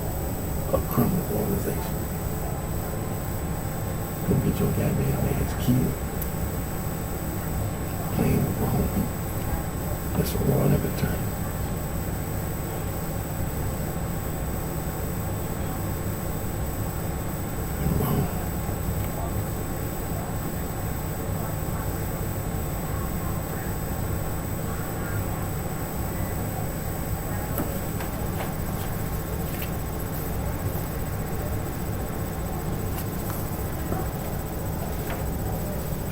It's the other occult literature.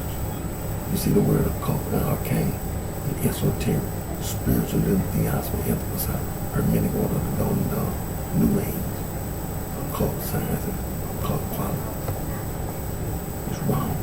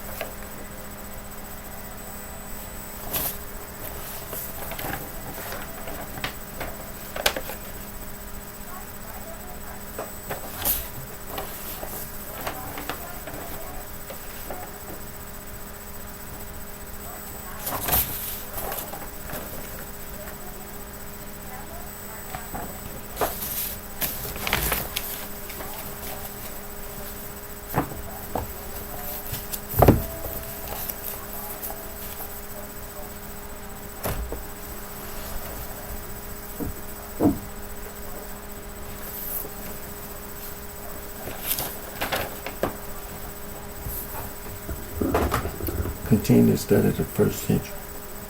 Our Lord and Savior Jesus Christ, the Son of God. He was born, lived, crucified, resurrected, rose to heaven. The church during the first century. Continue to study the first century. Now, continue to study the ancient people in the Bible. Amorites, they were Aphrodisiac. The Egyptians, they were Aphrodisiac. The Amalekites, they were supposed to be descendants of Esau. The Kenites, they were a nomadic tribe in the ancient Levant. Moses' father-in-law was a Kenite. The Canaanites, ancient people. The Kenizzites, ancient people. Jupiter, father of the Israelite leader Caleb, is called a Kenizzite. The Hittites, Indo-European.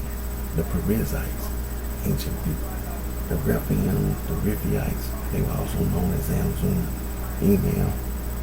They were ancient people, considered to be giants. Canaan, the Canaanites. Canaan, son of Ham, grandson of Noah. Canaanite ethnic catch-all term, covered various indigenous populations, both settled and nomadic pastoral groups throughout the southern Levant and Canaan. And then you have all these Gergesites. They were descendants of Canaan. Jebusites, Jebus,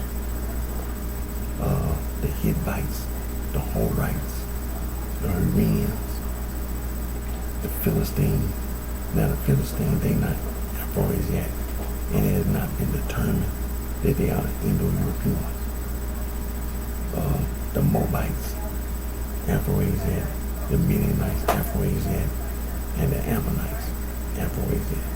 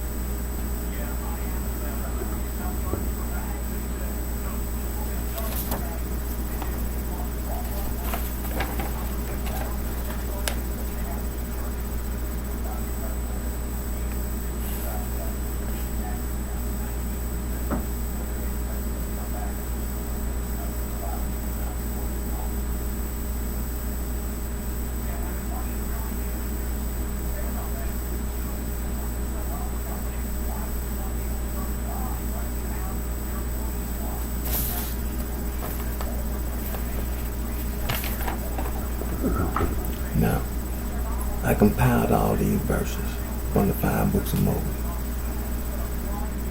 All that stuff about divination, sorcery, witchcraft, fortune telling, omens, necromancy,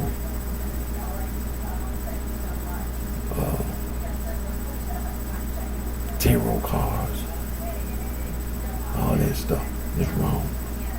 It's wrong. Idol worship, wrong.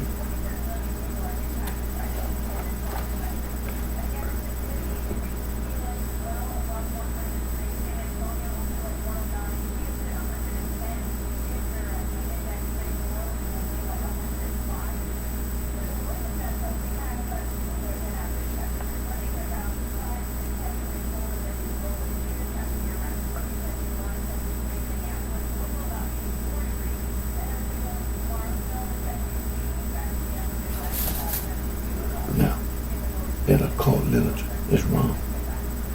The 10 Commandments, let's go to the Holy Bible.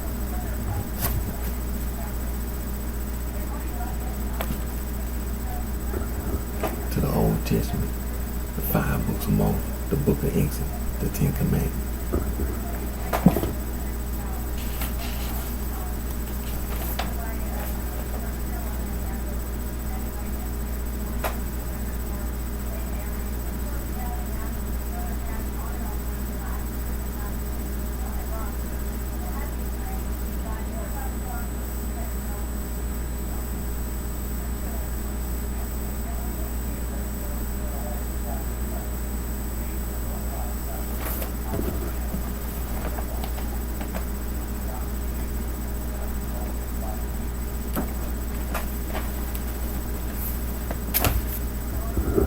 That occult literature is wrong. It's nothing.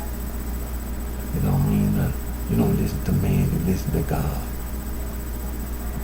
In the Holy Bible, the Old Testament, 5 books of Moses, the book of Exodus, chapter 20. You can read the whole chapter, verses 1 through 26. And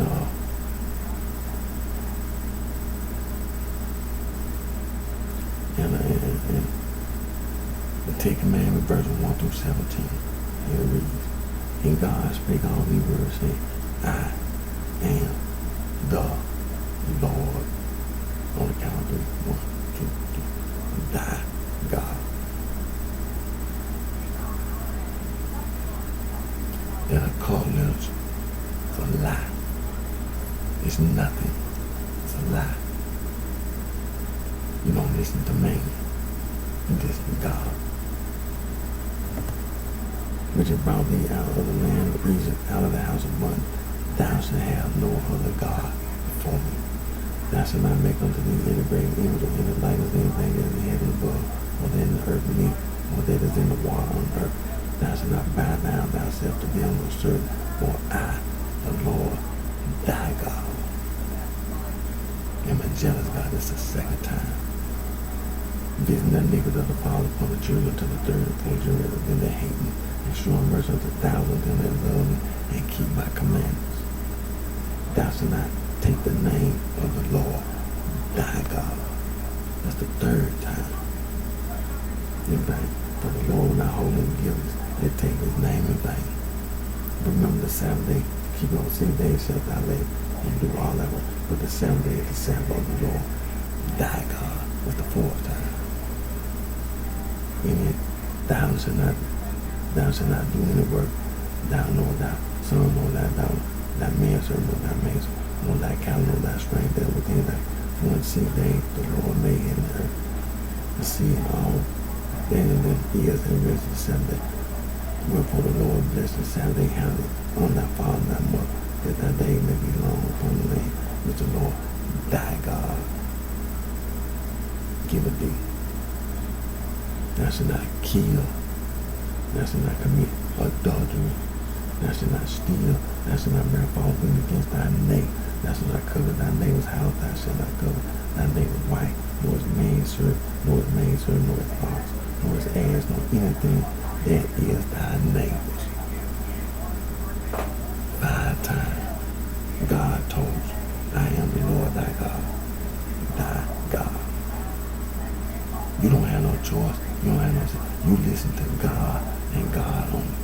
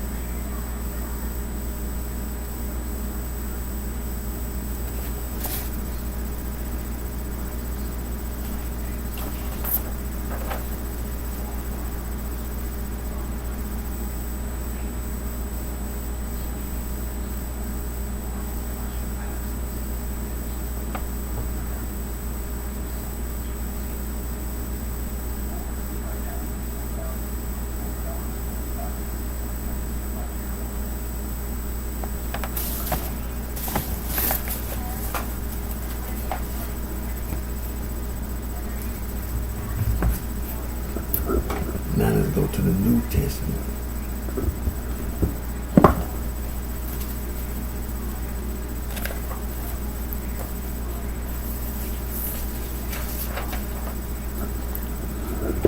Again, we're going to go to the Holy Bible. We're going to go to the New Testament. The greatest commandment in the law. The book of Matthew, chapter 22, verse 35 through 40. The book of Mark, chapter 12, verse 28 to 31. And the book of Luke, chapter 10, verse 25 through 28. We're going to go to the book of Matthew, chapter 22, verses 35 through 40.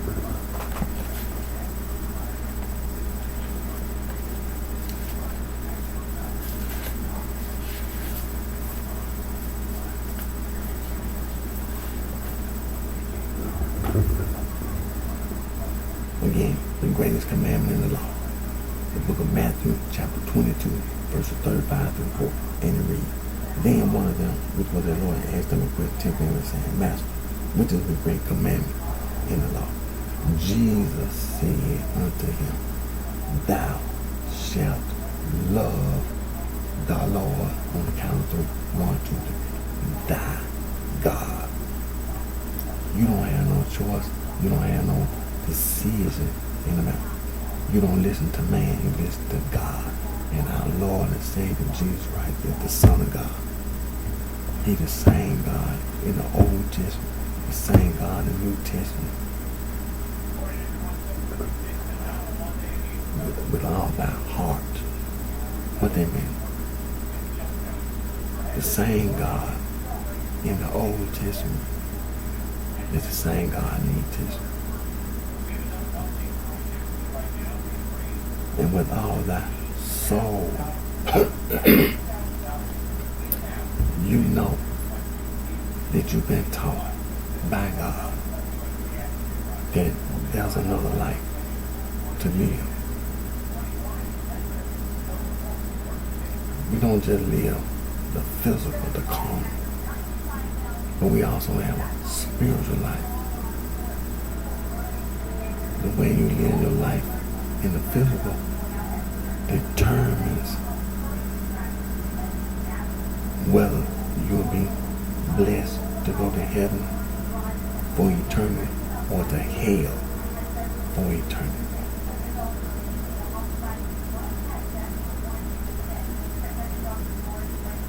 And with all thy mind, what that mean? to love the Lord thy God with all thy mind.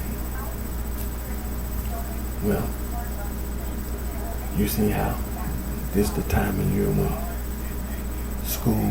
children go back to school. And the school teacher,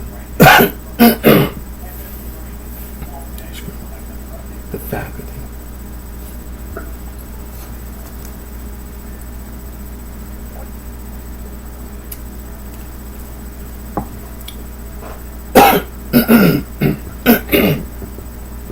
excuse me, sure. This is the time of year when the school children go back to school. The faculty, school teachers, they have a responsibility to teach the children. You understand?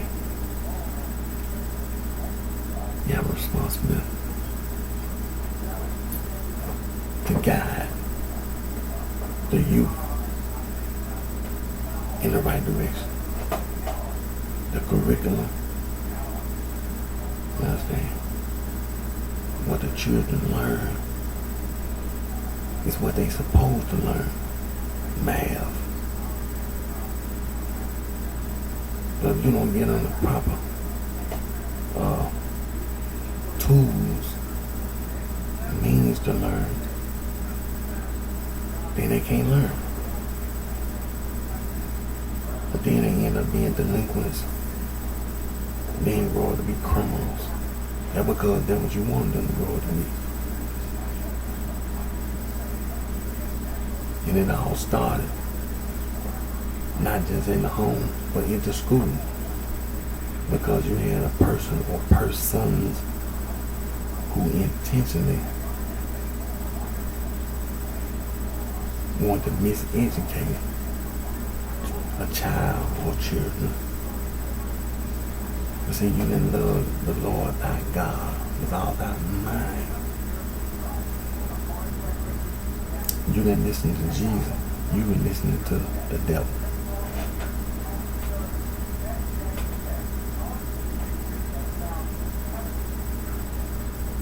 See, you're so worried about the East Coast. So you won't call yourself gonna move from the East Coast with your degree. You ain't gonna move to the city of Memphis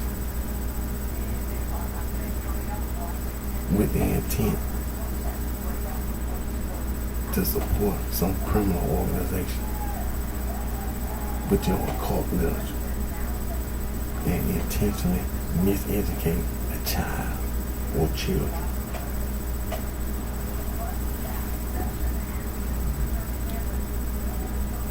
This is the first and great commandment, and the second is like unto it. Thou shalt love thy neighbor as thyself. On these two commandments hang all the law and the prophets.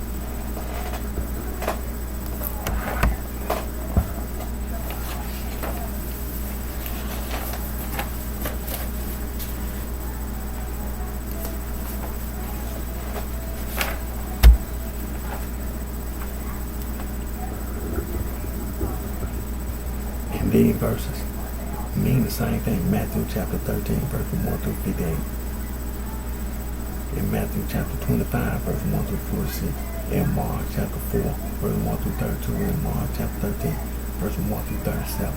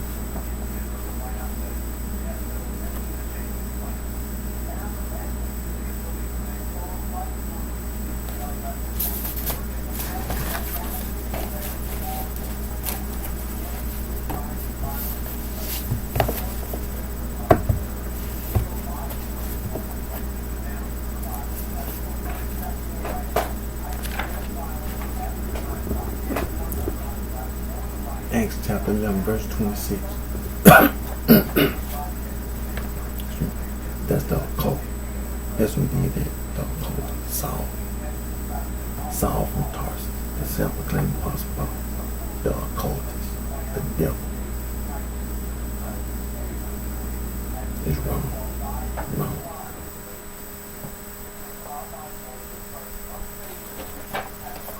And after that, Acts chapter 13, verse number 10, John Mark went back to Jerusalem. He went and told. And then Acts chapter 15, verse number 2, they got called back to Jerusalem. It's wrong. It's wrong.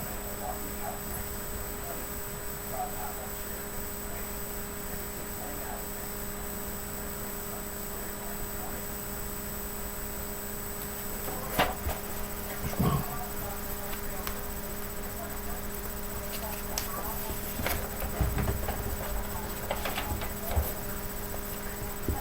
That's the end of it. It's wrong. There's no such thing calling yourself no or calling other people a Christian. That's an insult. It's wrong.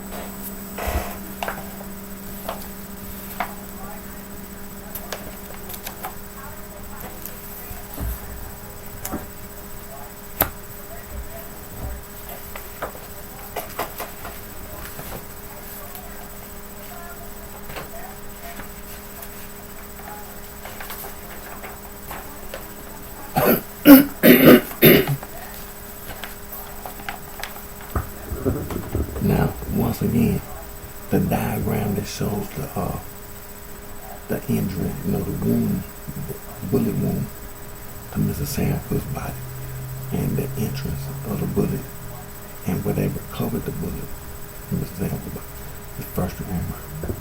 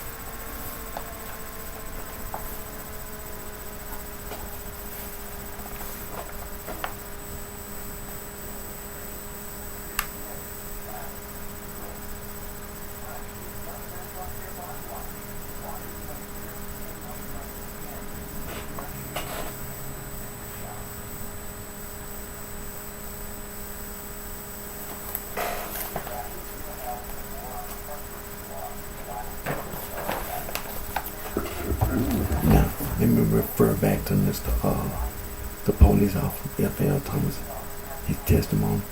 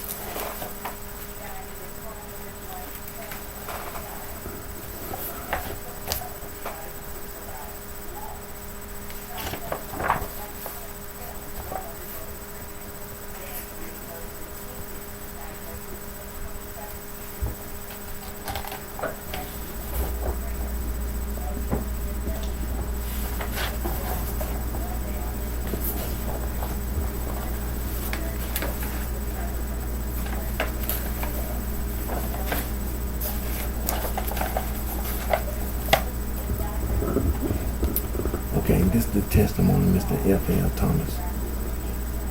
Being first duly sworn testifies for the coroner. Please state your name. F.L. Thomas. And your occupation. Police officer for the city of Los Angeles, assigned to the 77th Street detectives. Did you investigate this episode of That's Your Idea? And during your investigation, did you determine how many shots were fired in the manager's apartment at the motel? But now you see what I'm talking about? She shot and killed Mr. Sanford first. Then she fired 2 more bullets. Trying to be a damn smart ass. According to the bullets in the gun given to me by the uniformed police officer, there were 3 empty cartridges and 3 live rounds. We were only able to find 2 other projectiles. One was in Mr. Cook, so they got one. The bullet that killed Mr. Sanford, it was still in his body. And the other one had struck the ceiling above the bedroom door. They had fallen to the vine on the west side of the room. And were you present?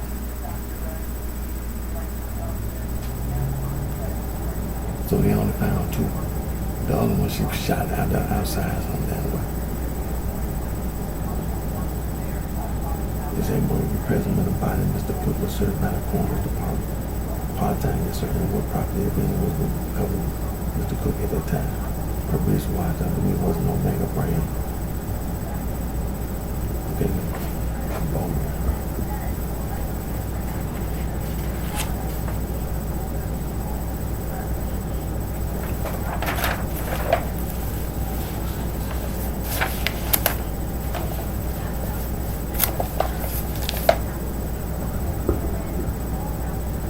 Now let me get to Mr. Thomas' testimony about the pictures.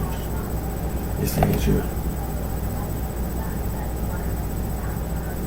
Were pictures taken of the manager's motel at 9137 South Big Road, right? Yes, sir. And do you have some of the pictures with you that depict the area? Yes, sir, I do. Would you please describe the pictures for the benefit of the record and pass the same to me by their numbers? So the first number one showing the view of the manager's office in the left portion of the picture and around as far as apartment number 2, which includes apartment number 1. This picture is facing in an easterly direction.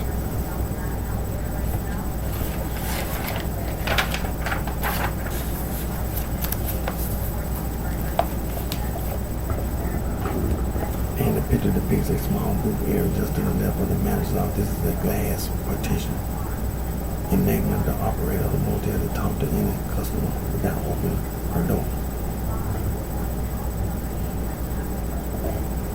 Number 2 depicts a bolt on a door, and it is in an almost closed position, and it also shows the door casing and molding pulled away, and a piece of wire also pulled away. This is the doorway of the manager's apartment near where the deceased was located. Does this picture number 2 depict forcible entry? Well, this picture was taken after the removal of the body, but it does depict that, yes. Number 3 shows a piece of hardwood and a screw that were pulled from the door jamb or casing, apparently by forced entry. This is lying on the floor, probably 6 feet inside the room. Number 4 is taken in the southeast corner of the room where all of this occurred. It shows the 2 television sets, one on top of each other, and on top of the television was the position pointed out as the location of the gun by Miss Franklin. The gun in this picture is on an end table, on a book, and this is the location of the gun at the time of the police arrival. It also depicts a divine and miscellaneous papers and coffee table. Number 5 shows the door where the entry was made. The picture is taken in a northerly direction, and it also shows a piece of the door molded lying on the floor. It shows a dark spot, which is blood. That is the position where the deceased was found. And it shows the television mentioned in the previous testimony on this desk. And this desk, the part shown is where Mr. Cook's back is leaning against.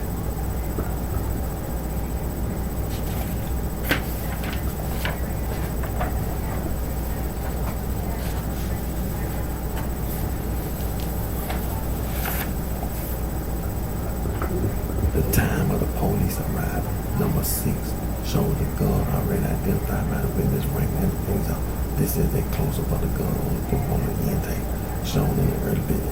I don't recall it. Number 7 is taken of the booth where the customers will go to register. It shows some latest work in glass where the business transaction throughout. It also shows the door that was forced open or apparently forced open. And it shows a piece of door molding hanging loose. It is rather hard to see, but you can observe the desk and a telephone line side to the door. Was Mr. Cook pronounced dead at the scene? Yes, prior to my arrival. And then it talks about the penal code, just violence, first degree murder. So we know that picture number 5, it showed Mr. Sam Cook's body as well as the blood on the floor.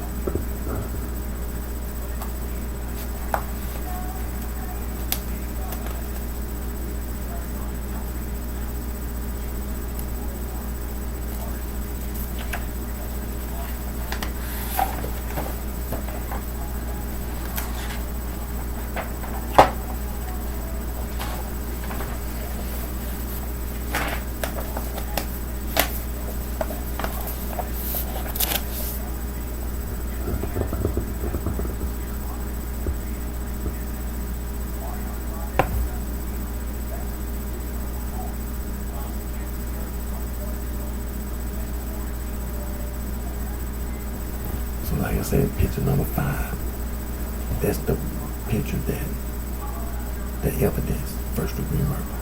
The blood on the floor, Mr. Sam Cook's body Picture number 5. Now the other pictures, evidence as well. But we want to make sure we got Mr. Sam Cooke's body. First degree. Now I want to say capital murder. I want to say capital murder. But like I say, you're innocent till proven guilty in a court of law, civil court, criminal court. You're innocent until proven guilty. So when you prove capital, then that's what it's gonna be. It's gonna be capital murder. Miss Barbara Campbell Cook ain't got nothing to worry about. Ain't got nothing to worry about. See, it was wrong what these people did. Okay, we got to remember this. It was 1964. Just like the systemic racism in the court. This is 1964. It's not Miss Barbara Campbell's fault. Campbell Cook's fault. And most certainly it's not Linda and Tracy's fault. It's not their fault. They were little girls at the time. They were little girls at the time. Now, this 2020. Miss Barbara Campbell Cook is still alive. And most certainly Linda and Tracy are still alive. As well as all the grandchildren. It's wrong. It's first degree, like I said, first degree murder. Because we can prove it. Premeditated. Capital murder. Evidence. Proof. No. It'll be capital murder based on the evidence. You owe Miss Barbara Campbell get straight to the point. You owe Miss Barbara Campbell Cook a lot of money. You owe Miss Barbara. Saw records. Same thing. You can't say that Mr. Sam Cooke was murdered and you think that supposed to mean that Saw records supposed to be closed. That supposed to be no. Mr. Sam Cooke was murdered. You can't say that. You owe Miss Barbara Campbell Cook a lot of money. A lot of money.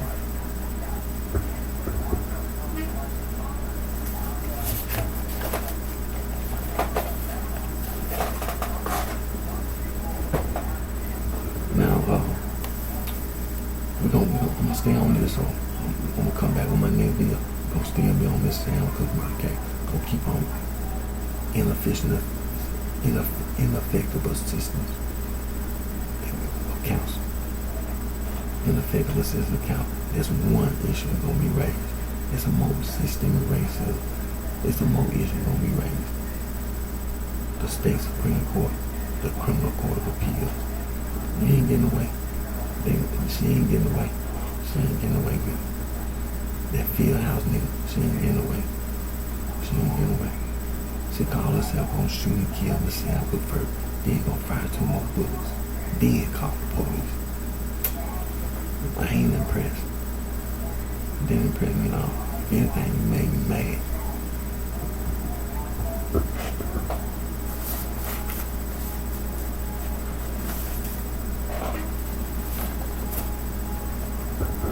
Remember these words.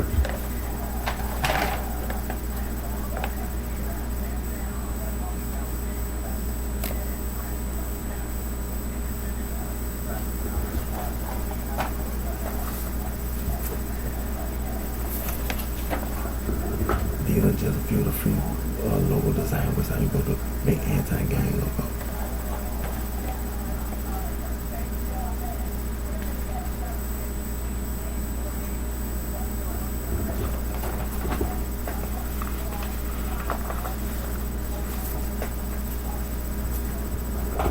I got a little red rooster. Legs and balls. Hey, tell me. There's gonna be a lot of good things gonna come behind this. I tell you. There's a lot of good things come behind this. Always put God first. And always thank God for all the blessings and guidance that provides all of it. You know, the United States Department of Justice. All the departments of the United States Department of Justice, anti-gang. The sorority no return to East Coast bitch. Be lying. Be going around lying. Be going around trying to negatively influence the general public. You don't know nothing about no damn Constitution. The United States Department just ain't know way more than you. All those men and women that work at the Department of Justice, for all those departments of justice. Right? And then the United Nations, the International Bill on Human Rights. Look, that's the reason why we have a bill of international human rights. The International Bill of Human Rights. You see what, what's her name? Berkeley Franklin did. That's the reason why we have an international bill here right today. Today. That's the reason why. That's one of the reasons why. People like her. I'm getting ready to end today's video. Again, my name is Eric D. Johnson. Also known as BrightShine. Thank all my family support for your return for your support. Take care of yourself. Wish each and every one of you very bad. There's going to be justice in this Sam Cook in the court of law, civil court.